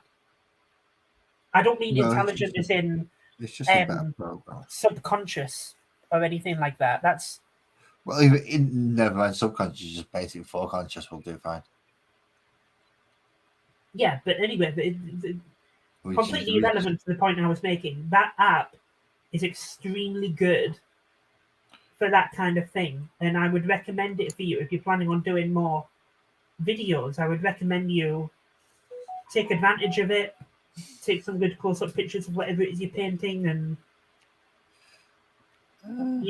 it's extremely good, quick, and easy. I may have a look at the free version. The free version is pretty good. You can't do the backgrounds, but it will remove the background on the free version. You can use it to remove the background, and then you can save it to your phone and upload it to OneDrive, get it off from your computer, and then just copy and paste it into another background if you wanted to. That's what I used to. That's what I do for my Synscape Studios images, which are just the model and my logo. That works brilliantly, but when I'm doing like an advert for Instagram and stuff like that, I just use the paid photo room stuff where I can just slot in a background and add some text to it. It's extremely good. Of course, I'm not recommending the paid version to you. I'm using it because it's part of my business. No, I've got something that should suffice. If I wish to splice images and do such things, I should be okay. I've got everywhere that I need to get on there. That's the problem with this big bugger. There's so much stuff. Yeah.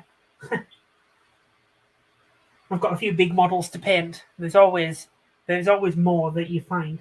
As you're painting one thing, there's always another detail that you find. Well, there's more decisions. I've noticed that the tail, this section is more armor than something I should be painting purple than green because the underside of it is green. Well, there's nothing worse than finding a detail on a model and realizing it's something that you should have already painted another color earlier. Nothing worse than that. It's not too bad at the minute. I'm trying to put off yellow till the very last. So I'm trying to do everything blue and everything purple and everything green. There should be those colors. Yeah, that's a good idea because painting yellow first, if you go over it with another color, it's going to be extremely difficult to fix.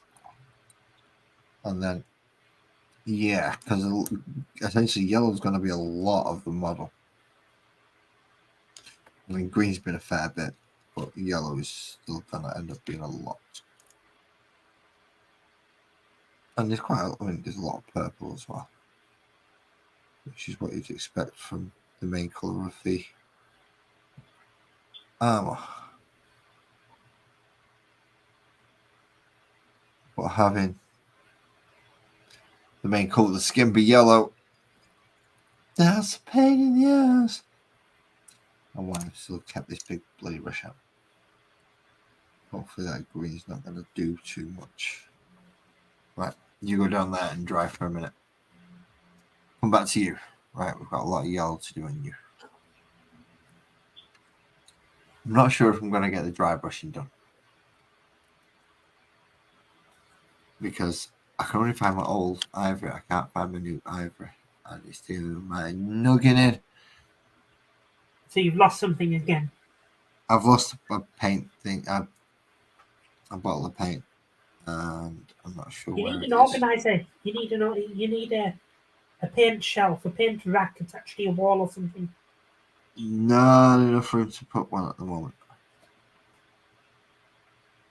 maybe once children are older and I don't have a living room full of toys, I can look at having a rearrange of the living room and make it more hobby friendly. But at the moment in time, not got a chance. You couldn't put like a wall-mounted paint organizer that's like above the kids' reach. Not where I'm painting, no, because even my desk doesn't touch the wall. Okay, there it is. Because of where I You am, could get one of those ones that it kind of like it's a carry case, and inside it has has a paint rack. So you just open the carry case and pull out the paint racks. I've got paint racks and I've got boxes. It's just having them close by. I mean, if I really wanted to, I could go probably spend the next 20 minutes of this stream looking for that paint and see if I can find it. But I don't particularly wish to do that. I'll just find it for next time. That might not be very exciting for the viewers. No, so I'll save that for the next time. And what I'll do is I'll make sure I get the base colours down on this one, on these ones. And then next time I will give them the dry brush and probably work on the chaplain and maybe some more marines afterwards. So tonight's going to be more Tyranids based, and next time is going to be more Space Marine based. That might be funny because next week I might be doing Tyranids instead. Oh, there we go. Just the basic High Fleet Leviathan.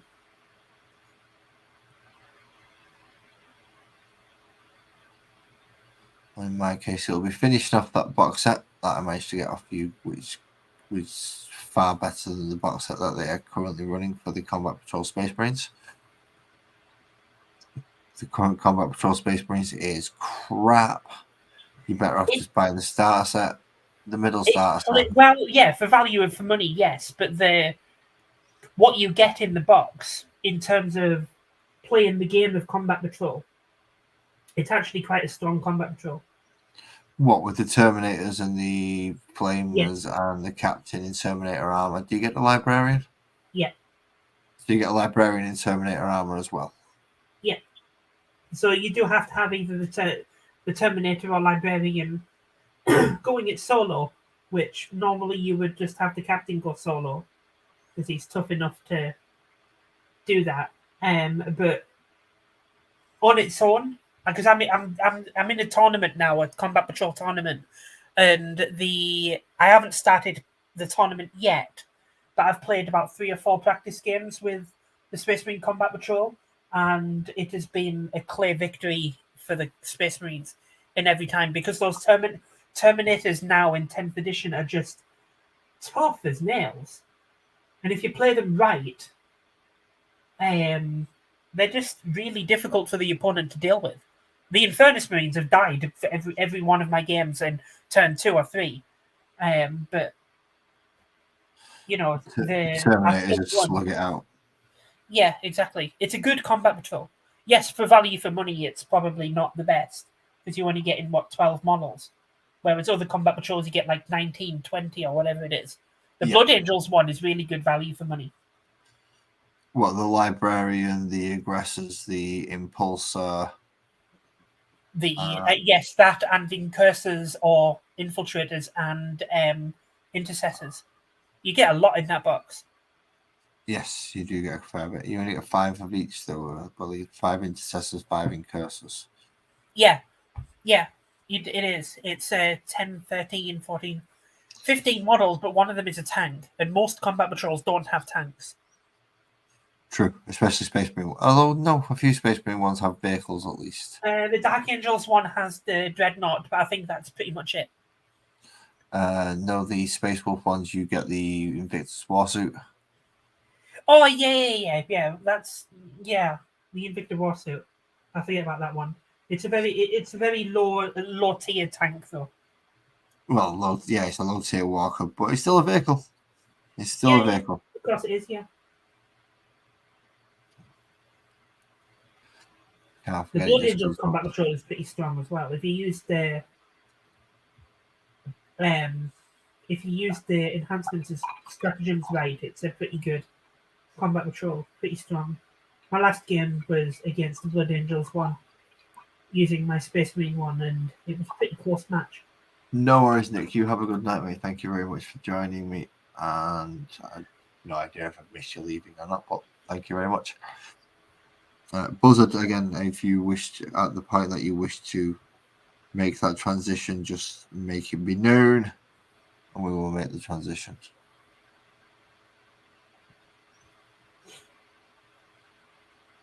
I hate painting these brain bits that are really stuck in the middle here that are a pain in the ass to get to. Which bits? The little brain bits in the back of his head. Oh, right, yeah. I've got to get a dry brush in there afterwards as well with him. That's going to be fun. Yeah, the joys. I just shouldn't have painted the green off because I've not finished painting that at all.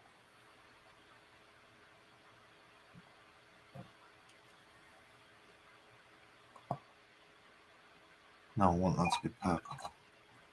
I'm looking forward to finishing painting today, because I've got a new game on my PlayStation 5 that I've been itching to play for some time. Which is? Alan Wake 2. Oh, that's the one where he's right. No, I don't like him. He's a dick. I'm a big fan of the original, but I'm also a big fan of the game's developer.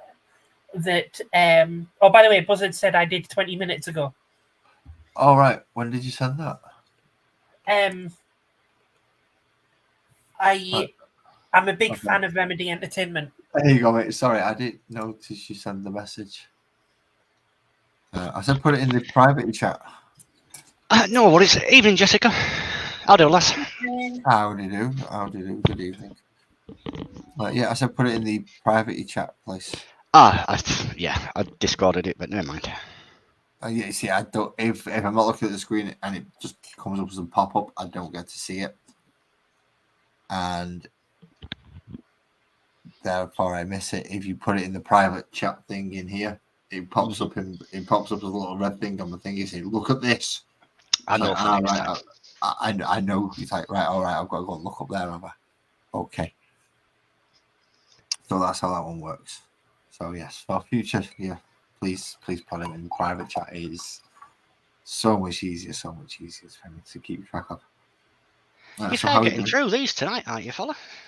Apparently I am. I've managed to learn how to block out Jessica's droning so much so now that I can actually get some painting done. So, no. So yeah, I'll mute your microphone from time to time. I'm still recovering from the dreaded lurgy. I'm just going to call it flu. You don't need to give it scary names and numbers. It's a flu. Yeah, you're not feeling well, and you've a bit. No, I'm a lot better. I'm on the back end of it, but it's taken a little while to get that last 10-15% back to being normal. Yes, it's just like, right, okay, I need a bit of rest. Just a bit of chilling. Don't push it too much, but pretty much I'm back to normal. Which is not bad. Not a bad place. It depends where your starting point is, I suppose. Yeah, true. Yeah, normal for you lads is I'm coughing up my lungs when I wake up in the morning because I can barely breathe, and then going for a cigarette, which really, really helps. That obviously. Not exactly the best, but not exactly the healthiest either. Yeah, you're right. I am getting through these at a fair old pace actually, but that is because I'm using speed paints and I did the slap chopping methody thing. Yeah, well, you know the algorithm. It's because I've looked at a few of this sort of thing and a little bit of 40k. I have no real interest in it. It just sort of got me curious. So the algorithm now seems to think that I'm in love with this stuff. And there's so much stuff it's throwing at me. 5-hour stuff, 50-hour stuff, and the difference that can be made between the two. The speed events and the others. Yeah, there's a ridiculous amount of content available for this online. Who'd have thought geeks are good online? So yeah, there's stupid amounts of content for it. Because there's so much to talk about. The world of Warhammer 40k is so detailed and so in depth that it's impossible to know all of it. So there's always new content on YouTube every day. Yes, and it's Oh, this also was just refresher about content. painting. This was nothing to do with the actual game itself and how it's played. I mean, I was saying to Laz the other day, how you remember so many different rules, different factions, different things you can implement that change it. It's like, oh my days. It's really not that much. I want a life. It seems like a lot, but it really isn't. It depends. It depends. If you only want to know your army, then no, there isn't a lot really. If you want to know everybody else's as well, then there is a fucking shitload. Yeah, I suppose that is kind of true, but I've got no interest in learning every army. Personally, it kind of ruins the fun if you just know everything. And I end up having to learn all my friends' armies because they don't.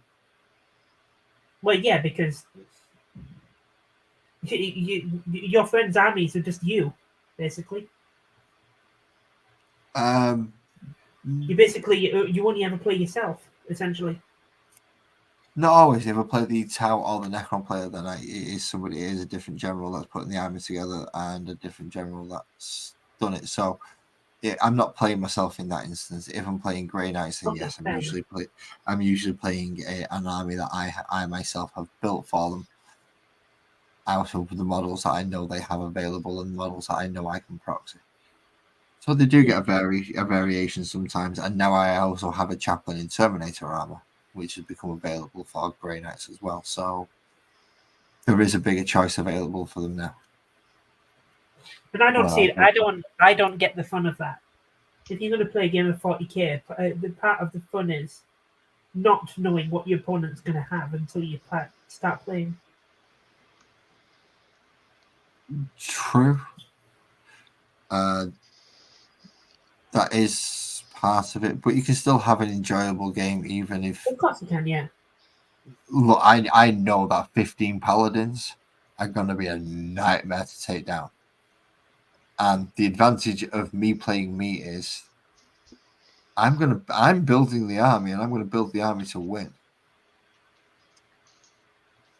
And I'm going to build both armies to win. And they're not necessarily going to be able to win against each other as dominating as you may think they would. So I don't. Do you find that you're not getting enough experience with different play styles, though? Different people play different ways. My opponents are quite long-term veterans. They change up the way they play quite often, even if they're using the same. Even if they're using the same models, they've pulled enough to go, I wasn't expecting you to do that. And it's like, yeah, you say yes because you was expecting me to do that, and that because I'm using these again. I'm like, yeah.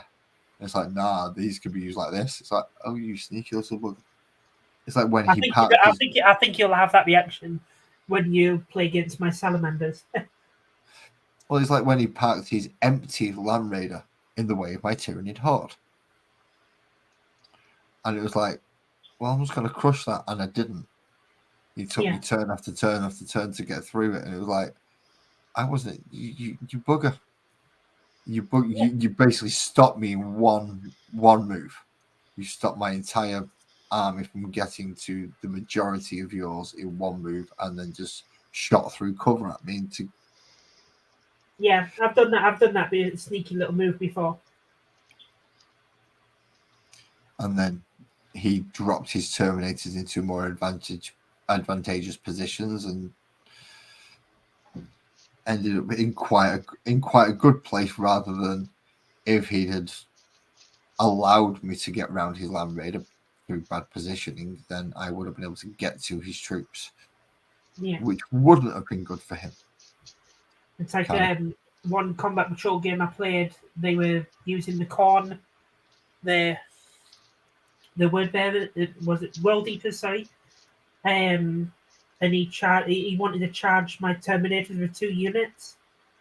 And as Churchill once said, never interrupt your opponent when they're making a mistake. And he charged the closest unit first.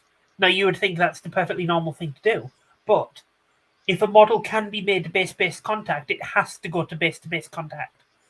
And he didn't. He tried making it so there was room for the second squad. And I said to him, no, you can't do that. All models that can go to base-to-base contact have to. So when he did that, he ended up blocking his second unit getting into combat, which meant I was able to pick off one unit first before having to deal with the next one. Oh, the dumbass. Yeah, he didn't really. He knew the rule. He knew the rule, but he didn't. He completely forgot that it had to be every model base contact before you do the next one. The thing is, though, if he'd rolled like 1 inch less for his charge, he would have been able to get both units in, because some models wouldn't have been able to make base contact, and there would have been at least one model of my Terminators available for him to Yeah. make contact with another unit. Yeah, exactly. So little tricks like that I have used, but I'm not a dick about it. You know what I mean? Still all about having fun. It is. That's why I prefer, rather than the mission-based rules that they have now. My favorite mission has always been kill. Kill. I find that boring, though.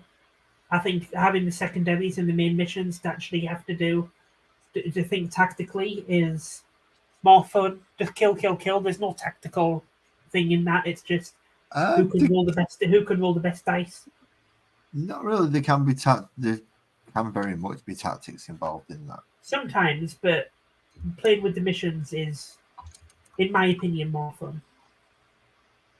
You can stick a home objective and an enemy objective in there for scoring points, additional points if you wished. But I've never seen the point. Rather than basically you're there to just take each other off the board, so you might as well do it. Yeah, it's not about taking the opponent off the board anymore. Not at all. Not anymore. Because you can take the opponent off the board and still lose. I thought if you tabled the opponent, you got to play out the remainder turns. That's what I mean. If you tabled your opponent, you play out your remaining turns. But if your opponent got enough points that even your remaining turns didn't beat that score, then they still win. Bloody Nora. Which has happened. It has happened to me once. I think I tabled them and they had 60 points and I had 25. But there was only 2 points. There was only 2 turns left over, and I got unlucky with one of my secondary choices. I got unlucky and I just wasn't able to claim either of them in my last turn, and he won by like 8 points. It's a good game though. It was quite fun. Well, that sucks. Well, kind of, but if you think about it, he played tactically well. He knew that he was going to get tabled. He knew my list was strong enough to destroy most of his army by turn 3 or 4, which it did. It did it by turn 3. So he played tactically and went for the missions and tried to just avoid me as much as he possibly could and use defensive tactics. And it worked for him, and he won in the end. It was a really fun game. They can be enjoyable, but my favorite games have still generally been the kill each other, and allow the table to dictate its own narrative. Yeah, that captain managed to do that. That sergeant held out for so long and did that. That did fuck all because he got blown up first turn. I think the basic mission in the main rulebook is just it's home objective, enemy objective, and kill. Yeah, the basic mission in the main rulebook, because there's only one mission, isn't there? It's Leviathan and added all the extra missions, so you can play it in 10th edition if you wanted to. But I've never played that. I've always played Leviathan.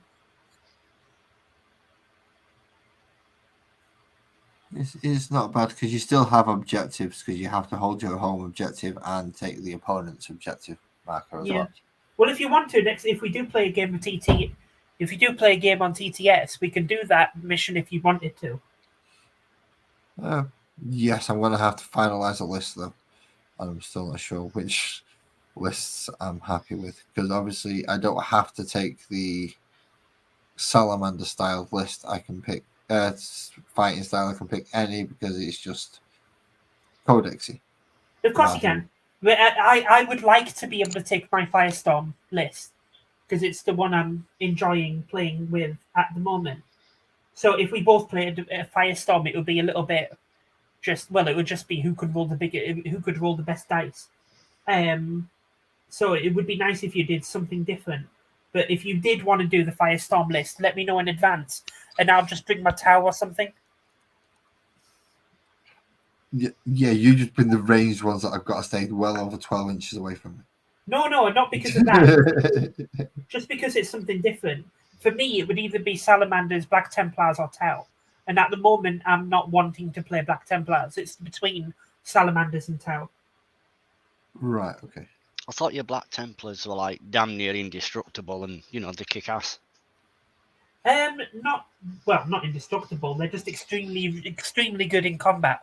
If you end up in combat with a Black Templar unit, you're 90% of the chance going to lose that combat. Not always, but well, if they're going first, yes. Dice roll. If there are other armies that are out there that are close combat orientated as well that could do the same thing. Oh yeah, absolutely. Yeah, if I played against an orc player that had good, even a basic unit of 10 orc boys, that's the most basic unit in an orc army. If they charged my unit of Black Templars, my Templars wouldn't stand a chance. If I charged his orcs wouldn't stand a chance. Yeah. So in that game, it would be who got the first charge. So you'd have to be very tactical with how you moved up the board to guarantee yourself a charge, which is hard against orcs because they have a special rule which they can. As somebody who collects charge. orcs, can you stop using big words such as tactical, please? Hey, there's an orc player at my local gaming club, and he actually is extremely good at the game. And he does have a very different kind of orc list to what most people I've ever played with. I've never beaten him at the game. He's extremely tactical and very good at the game. And he mostly has like vehicles, squigs, the squig riders, and I think he only has like one unit of boys and some commandos. He is extremely good. He definitely uses tactics. The last time I played against him, he beat me by 3 points. And I was not very happy about that. 3 fucking points. He is not an orc player then, because he's using tactics. No orc use tactics. The orc codex now goes very hand in hand with playing a tactic army. It's not really that strong as a horde list anymore. What the fuck have they done to the orcs? I mean, actually, no. You could use it as a horde list if you just had loads of boys and like a couple of other units. It would be pretty strong if it got the charge off. So yeah, you could use it as a horde list, but it also works pretty well as a non-horde list. Well, at one point you used to be able to field horde lists or a mechanized list if you wanted to, or even quite a shooty list if you wanted to.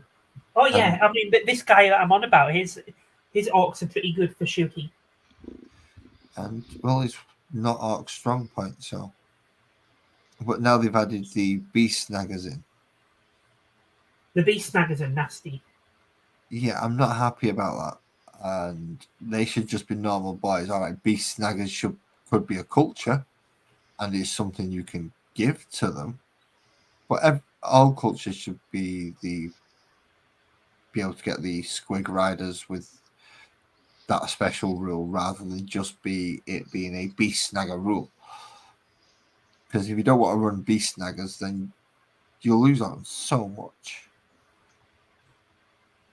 Because you lose out on a lot of the squig riders and that big bloody other thing that they've got at the moment that's like the elephant version of a battle wagon. Kilvig. Yeah, that thing. Yeah, everyone else loses out on that. which I think is a bit shit. Are we keeping you awake, Buzzard? Sorry. No, I'm good. Why? What was that? I thought I heard you yawning. Inhaling, fellow, is what you heard. Inhaling. Okay, inhaling. That's what you call yawning now.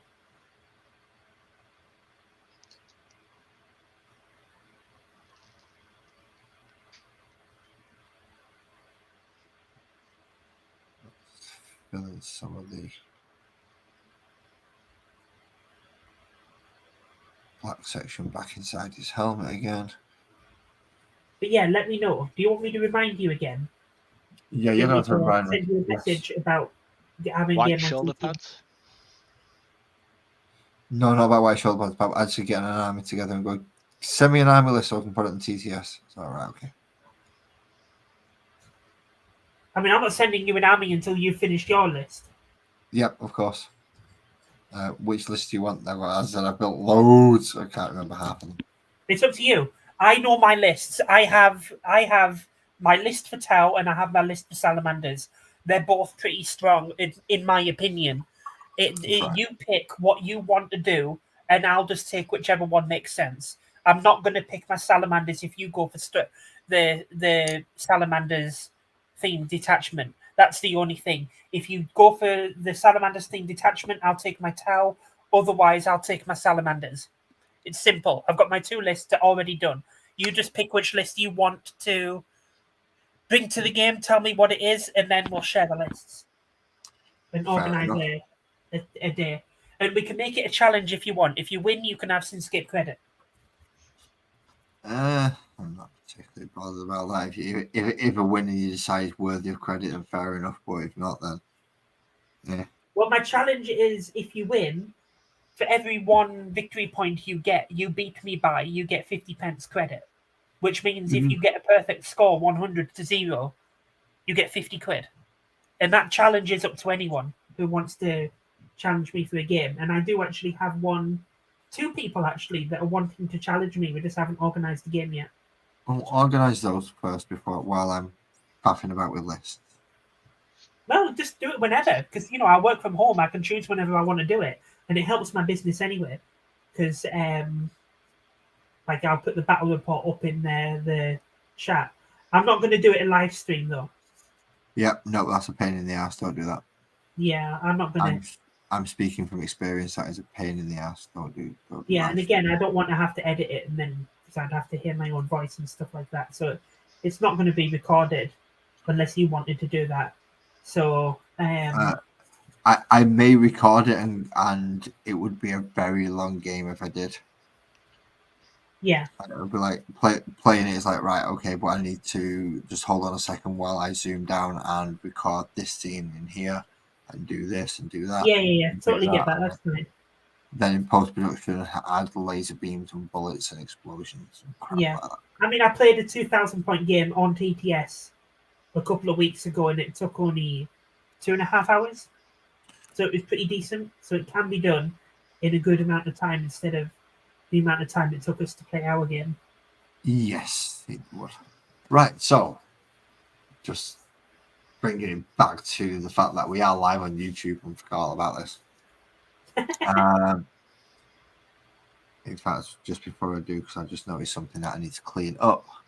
So where's that black gun? There it is. Because I don't want that to be a complete mess when I come back to it next week. So let's just clean up that gold. That's spilled over.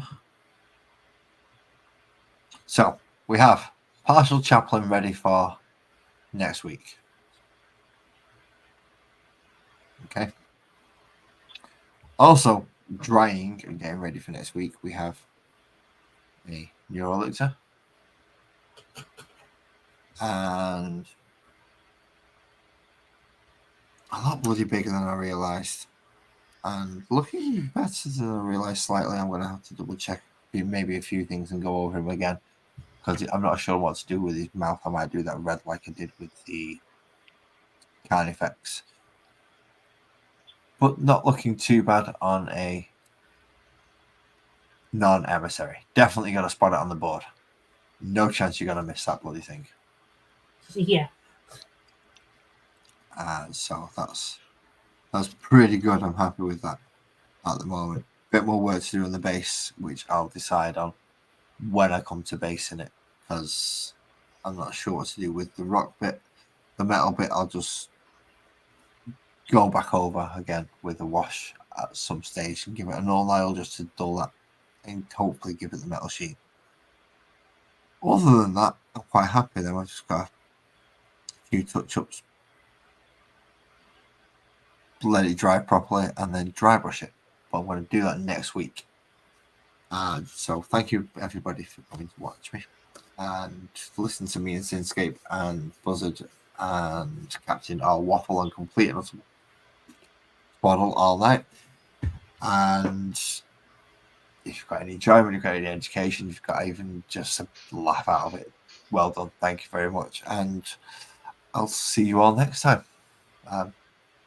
Toodles. See you later.